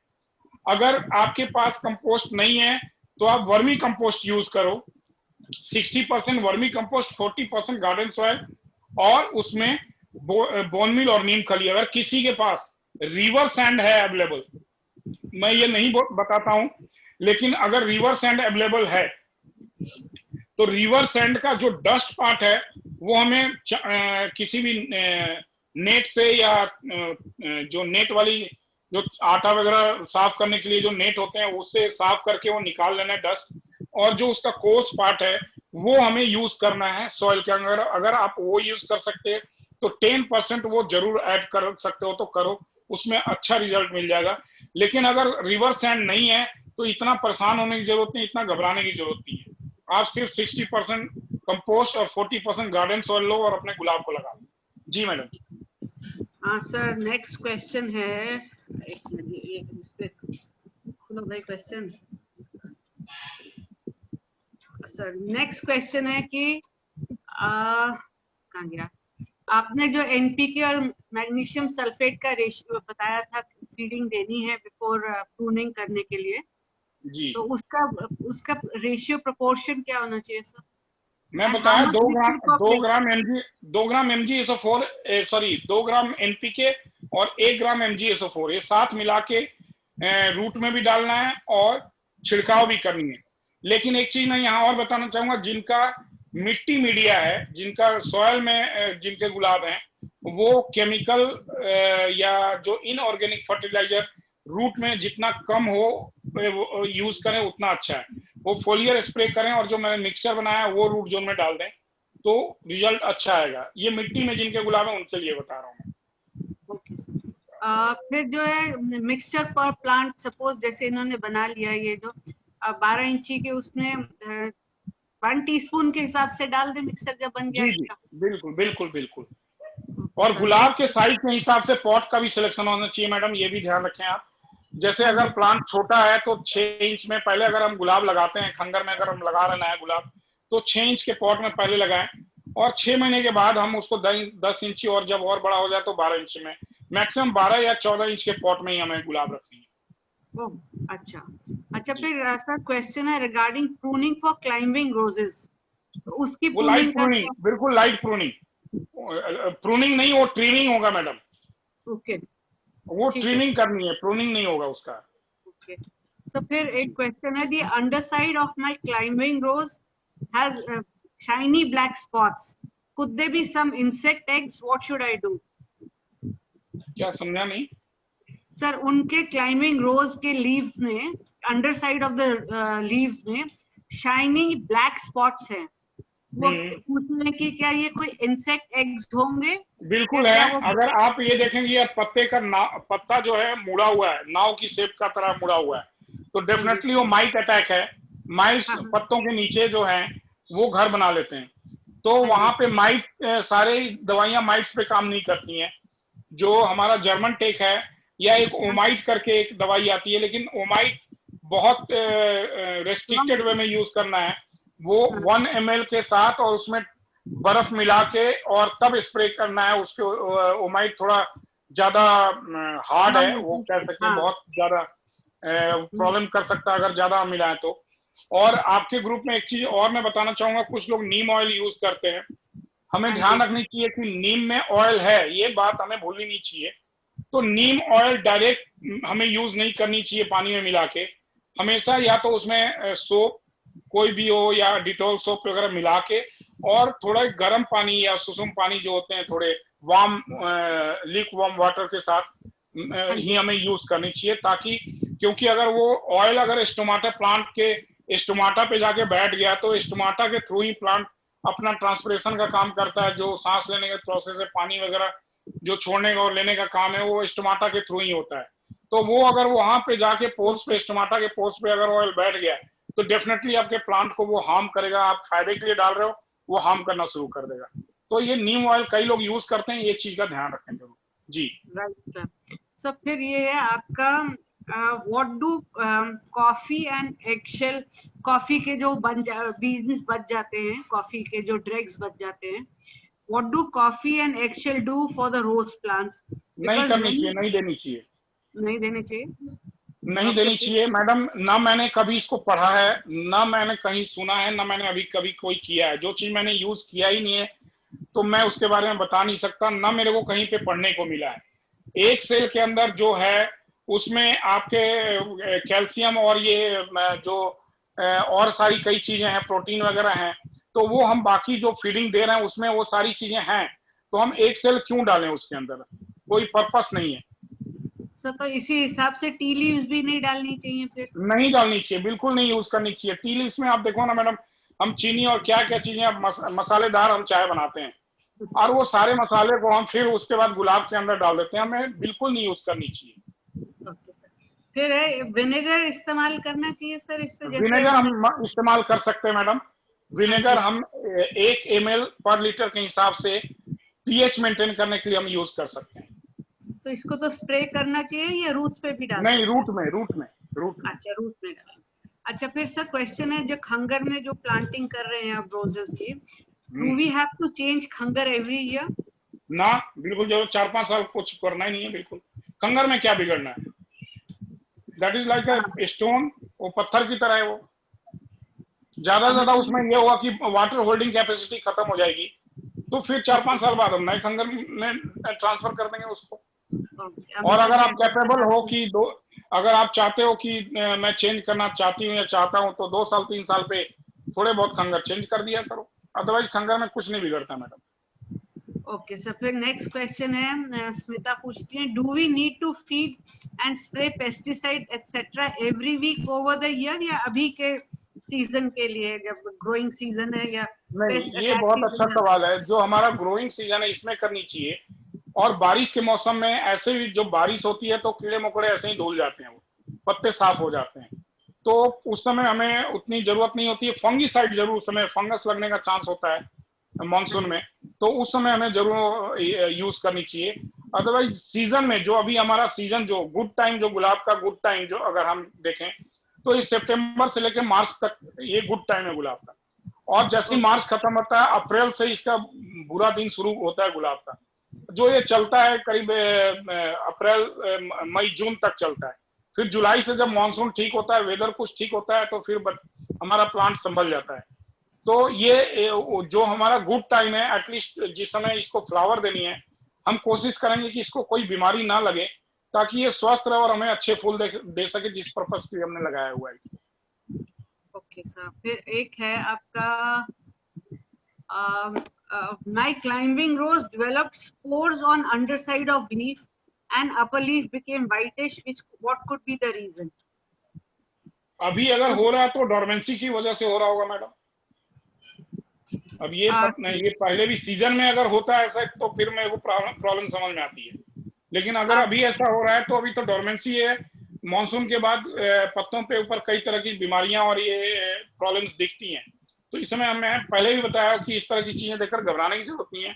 आपको खुश होना चाहिए कि प्लांट हमारा डोरमेंसी में जा रहा है। जी। ओके, तो मतलब वो कहती है कि इट हैपेंड रिसेंटली, तो अभी तो डोरमेंसी से निकल रहा होगा। डोरमेंसी में होगा मैडम, तभी ऐसा हो रहा है। ओके सर, ये जब भी हम प्रूनिंग करेंगे रोजेस की, तो इसका फर्स्ट फ्लश ऑफ फ्लावर्स कब एक्सपेक्ट करते हैं, कब इसके रोजेस? ये सवाल जिन्होंने भी किया है उनको मेरे ओर से बधाई दे दीजिएगा, क्योंकि ये सवाल कोई करता नहीं है इस तरह का सवाल, और डेफिनेटली उनको नॉलेज है जो भी सवाल कर रहे हैं। तो ये जो हमारा 45, 50 से 60 डेज के बीच में एसटी के अंदर फ्लावर आते हैं प्रूनिंग के बाद, और जो फ्लोरीवंडा वैरायटी है वो 40 से 45 दिन के अंदर फ्लावर्स उसमें आ जाते हैं। तो फ्लोरीवंडा में कम जल्दी आ जाते हैं फ्लावर, और जो एसटी वैरायटी है उसमें आप 40 से 60 दिन के अंदर, अलग अलग प्लांट की अलग अलग कैपेसिटी है, किसी में ग्रोथ बहुत फास्ट होता है, किसी में स्लो ग्रोथ होता है। तो अगर हम एवरेज देखें तो 40 टू 60 डेज के बीच में फ्लावर्स आ जाते हैं। जो 12 दिन के बाद तो इसके आंख वगैरह, ब्रांचेज वगैरह तो 10-12 दिन में ही तैयार होने शुरू हो जाएंगे। सर, आंख से ध्यान आया, आपने मेंशन प्रूनिंग के वक्त भी किया था, आप प्लीज एक आंख की क्लियर फोटो लेके हमारे साथ अगर शेयर कर देंगे, तो मैं फिर वो ग्रुप में डाल दूंगी कि मैं यही आपको दिखा दे रहा हूँ मैडम, मैं फोटो ऐसे भेज दूंगा।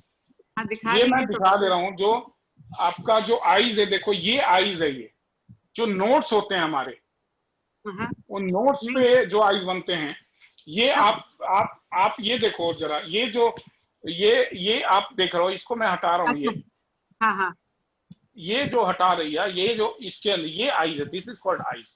ओके, ये ब्रांच बनना है, इसने ही आगे बढ़ना है। ये जो ब्रांच बना हुआ है ये आईज से ही बढ़ा है, नोट से ही बढ़ते हैं नोट्स। ठीक है सर। अच्छा सर, फिर एक आपने टर्म यूज करी जो बाकी प्लांट्स में ज्यादा नहीं सुनाई देती, dieback. What exactly is dieback? और रोजेस में डाईबैक उसका एक फंगल डिजीज है मैडम, डाईबैक एक फंगल डिजीज है। डाई यानी मरना, बैक मतलब ब्रांच हमारा ऊपर से मरता हुआ नीचे आता है। दो तरीके से हो सकता है, लेकिन आजकल ये देखने को मिल रहा है कि जहां हमारा बर्ड यूनियन है, जहां ग्राफ्टिंग होती है, वहीं से डाईबैक शुरू हो जाती है। ये जो ग्राफ्टिंग है यहीं पे डाईबैक हो जाता है, यहीं पे काला पड़ जाता है, तो वो प्लांट बचना बहुत मुश्किल होता है। अगर ऊपर से डाईबैक हो रहा है तो यहाँ पे जैसे अगर यहाँ से सूखना शुरू हुआ, यहाँ से सूखता हुआ यहाँ तक आ गया, तो अगर यहाँ तक सूखता हुआ आ गया तो 1 इंच नीचे से हम कट करके ऊपर पेस्ट लगा देंगे। तो ये this is called the die back, यानी प्लांट हमारा सूखना शुरू हो गया तो उसको कट करके नीचे तक, जहां अगर यहाँ तक सूखा है तो उसको 1 इंच नीचे तक आइस देखते हुए उसको हम कट करेंगे और वहां पे पेस्ट लगा देंगे। और मैं आपको एक बात बताऊं मैडम, ये जो दिल्ली का जो वेदर है, पहले मैं भी सोचता था आम लोगों की तरह कि दिल्ली के वेदर में गुलाब नहीं हो सकता। दिल्ली का वेदर मेरे को ऑल ओवर इंडिया के अंदर बेस्ट सीजन लगता है गुलाब के लिए। प्रॉब्लम ये है कि हमें जानकारी नहीं है, या हम उगाना नहीं चाहते हैं, या हमारी ये हैबिट हो गई है कि हम नर्सरी में जाएं और जो अच्छे अच्छे फूल खिले हैं उनको हम बोल दें गाड़ी में रख दो और लाके हम अपने गार्डन में सजा लें और उसको हम गार्डनिंग समझते हैं। तो ये गार्डनिंग बेसिकली ये गार्डनिंग है नहीं। गार्डनिंग ये है कि आप छोटे से पौधे को कैसे नॉरिश करके बड़ा करते हैं और उसमें फ्लावर लेते हैं, तो गार्डनिंग वो है। ये हैबिट हमारी है नहीं कि हम, और ना हमारे अंदर उतना पेशेंस है कि एक प्लांट को हम कैसे कैसे बढ़ाएं और उसको बढ़ा के और इतने दिन तक हम वेट करें। तो ये प्रॉब्लम है हमारी। अदरवाइज दिल्ली के अंदर वेदर सबसे अच्छा वेदर कंडीशन है। कलकत्ता में एक प्लांट के अंदर 250-300 फूल खिलते हैं, उनका वेदर इतना फेवरेबल नहीं है। दिल्ली में हमारी प्रूनिंग हो चुकी, मेरे गार्डन में बर्ड्स निकलने शुरू हो गए। दिल्ली में अभी वो प्रूनिंग के लिए भी नहीं सोच सकते, सॉरी कलकत्ता में, वहां अभी भी बारिश हो रही है और वहां अभी भी परेशान है वो लोग। 15 नवंबर तक जाके या नवंबर के फर्स्ट वीक में जाके वो प्रूनिंग करेंगे, दिसंबर में जाके उनकी फ्लावरिंग आएगी और दिसंबर तक मैं 2 बार फ्लावर अपने प्लांट में ले चुका रहूंगा। वो मुश्किल से 1 फ्लश लेते हैं फ्लावर का, और मैं दिल्ली के अंदर 3 फ्लश लेता हूं। तो ये दिल्ली का वेदर है। बेंगलोर में इतना अच्छा वेदर नहीं है, पुणे या महाराष्ट्र में इतना अच्छा वेदर नहीं है। वो उनका गुलाब उठ नहीं रहा है। मेरी बात होती है गणेश से, बात सिरके से बात होती है, संजय मुखर्जी से बात होती है, वो इतने परेशान है अपने गुलाब को लेकर कि हमारा प्लांट उठ नहीं रहा है, कुछ एक्टिवेट नहीं आ रहा है, कुछ बोल नहीं रहा है। जब मैं शेयर करता हूँ कि मेरे प्लांट में ये सारी चीजें आती है तो उनको चिढ़ मचती है कि उसकी दिल्ली में ऐसे चीजें क्यों हो रही है। लेकिन हमें नॉलेज नहीं है गुलाब की कि गुलाब हमें लगाने कैसे हैं, या हम मेहनत नहीं करना चाहते हैं। गार्डनिंग तो करना चाहते हैं, गार्डनिंग ग्रुप से भी हम जुड़े हुए हैं कि जी हम गार्डन करना चाहते हैं, लेकिन हम मेहनत करना नहीं चाहते, या जानते हुए भी हम कोशिश नहीं करते कुछ करने की। तो ये हमारे अंदर ये कमी है। हमारी कमी की वजह से गुलाब यहाँ नहीं हो रहा है, अदरवाइज गुलाब में और मौसम में कोई कमी नहीं है दिल्ली के अंदर। तो सर इसी से एक जुड़ा हुआ क्वेश्चन है कि दिल्ली में पानी तो ठीक है, नोएडा का पानी जैसे आपको हमने बताया ठीक कर सकते हैं, उसका भी इलाज है मैडम। मैं बता तो रहा हूँ आपको, आप पीएच बताओ, मैं उसका इलाज बताता हूँ। मैं आप करने की कोशिश तो करो। मैं नोएडा में एक जंगल मोंग की तरफ से मेरा एक क्लास रखा गया था नोएडा में, वहां मैं अपना पीएच मीटर, जी पीएच, वो फर्क है सर, पानी वहाँ पे बेटर है। पीएच नोएडा में जो पानी है, नोएडा का भी आप मेरे को पीएच एक बार बताओ मैडम, मैं उसका रास्ता बता दूंगा। मैं 9 से लेके 9.5, 9 से लेके 9.5 पीएच है ना। हाँ जी। आप विनेगर यूज करो, आप सल्फ्यूरिक एसिड यूज करो, डिस्प्रिन यूज करो। एक डिस्प्रिन आप पानी में डाल के देखो कितना पीएच आता है। ओके। डिस्प्रिन की जो टैबलेट आती है, एस्प्रिन की टैबलेट आती है, वहां पे रिसर्च वर्क करना पड़ेगा, थोड़ा स्टडी करनी पड़ेगी। और जो स्टडी कर लेगा वो एक दिन मेरी तरह वो भी क्लास ले रहा होगा नोएडा में बैठ के। चलिए, तो अच्छी इंस्पिरेशन बताई आपने। इससे नेक्स्ट क्वेश्चन है सर, आपने एक केजीए से लेडी है मेंबर हमारी, वो कह रही है आपने पानी नोएडा का टेस्ट किया था और आपने कहा था परफेक्ट है फॉर रोजेस। चलिए वो भी जी मैं बता रहा हूँ, ग्रेटर नोएडा का आपने याद दिलाया कि ग्रेटर नोएडा में मैंने जंगल मॉन्क का जो क्लास लिया था वहाँ पे, तो वहाँ पानी ठीक था बिल्कुल। जी मैंने पीएच मीटर से चेक किया था उसको। वो कॉर्पोरेट ग्रुप के लिए किया था ना, जो आपने वो जो पूरी किट वगैरह सप्लाई करी थी। जी जी जी नहीं तो फिर अब इस सबसे एक नेक्स्ट क्वेश्चन है, देखिए हमारे यहाँ पे तो फ्लावर शो जब होता है तो स्टॉल्स लगती हैं तो लोग बहुत सारे रोजेस उठा के ले आते हैं, जी ये बेस्ट है ये बेस्ट है। मगर एक्चुअली अब मुझे पता आप कहाँ से लेते हैं, चलिए मैं वहां पे नहीं बोलती, आप ही बता दीजिएगा। अच्छे रोजेस अगर हमको लेने हों तो कहाँ जाना चाहिए?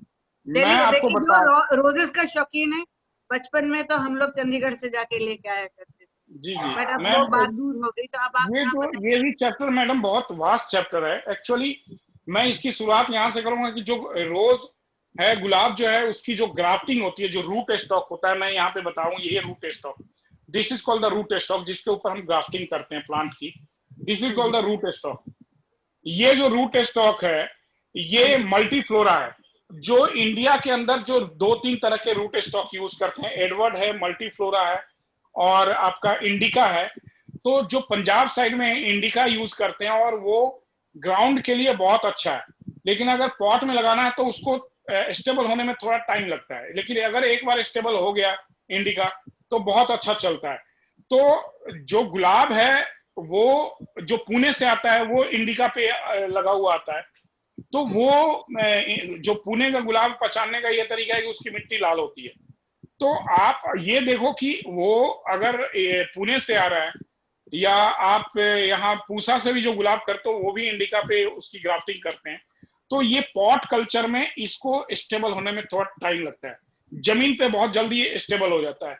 जो कलकत्ता से रोज आते हैं, जो कलकत्ता के गुलाब होते हैं वो मल्टीफ्लोरा पे उनकी ये ग्राफ्टिंग होती है।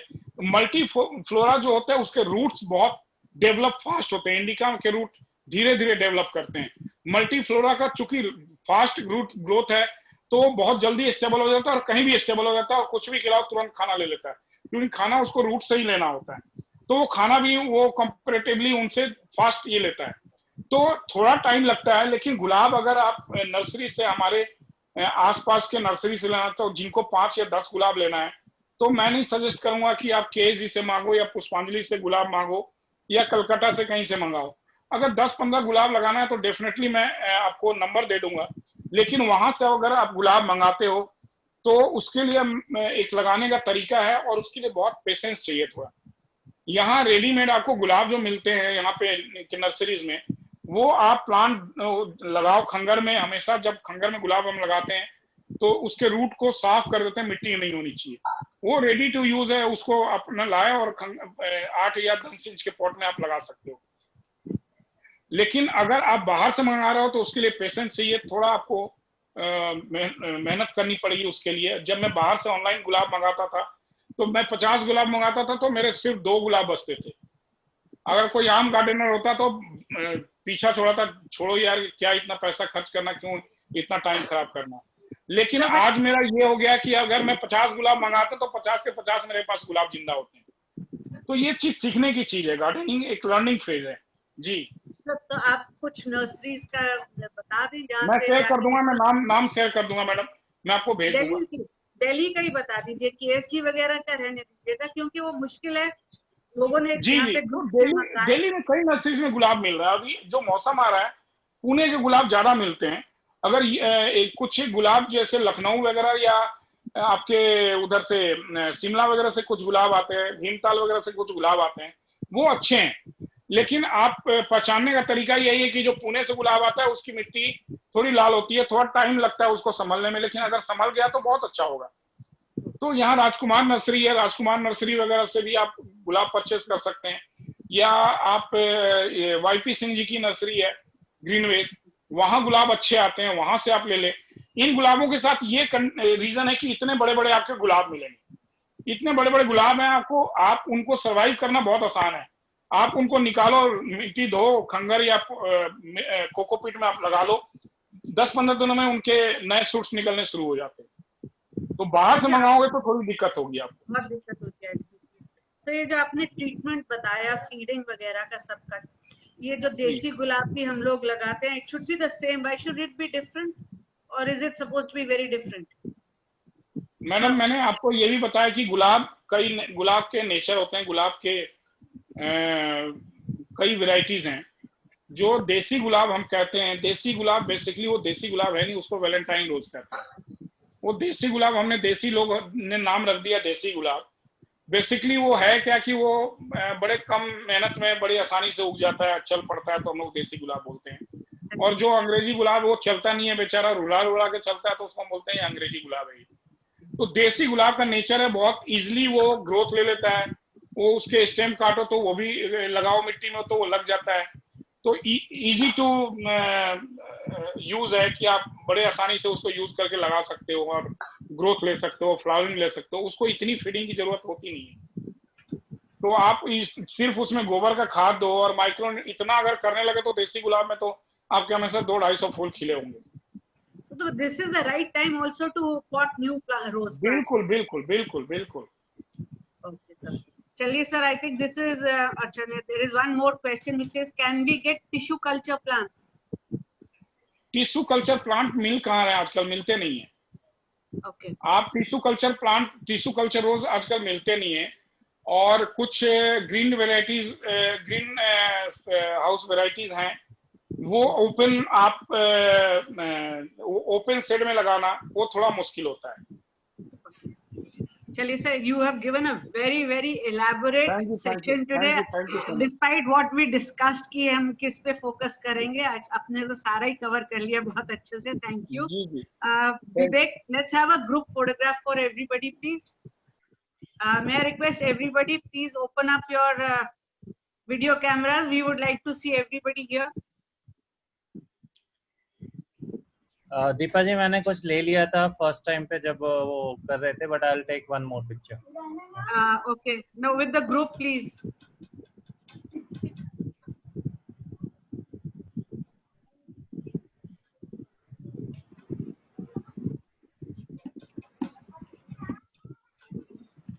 And sir, to show the appreciation on behalf of the society, would like to present you this certificate of appreciation. Thank you, madam. Vivek, please do share it. Thank you. Thank you, madam. Thank you. Thank you so much, sir. कोई questions होंगे तो we'll trouble you again. Thank you and have a good time. Always welcome. Always welcome, madam. Okay, thank you. Just hold on, give me a minute. Just hold on, sir. Give him a minute, please. Hanji, sir, we are sharing the certificate. That's why. Thank you so much. Thank Bye. you, madam. Thank you.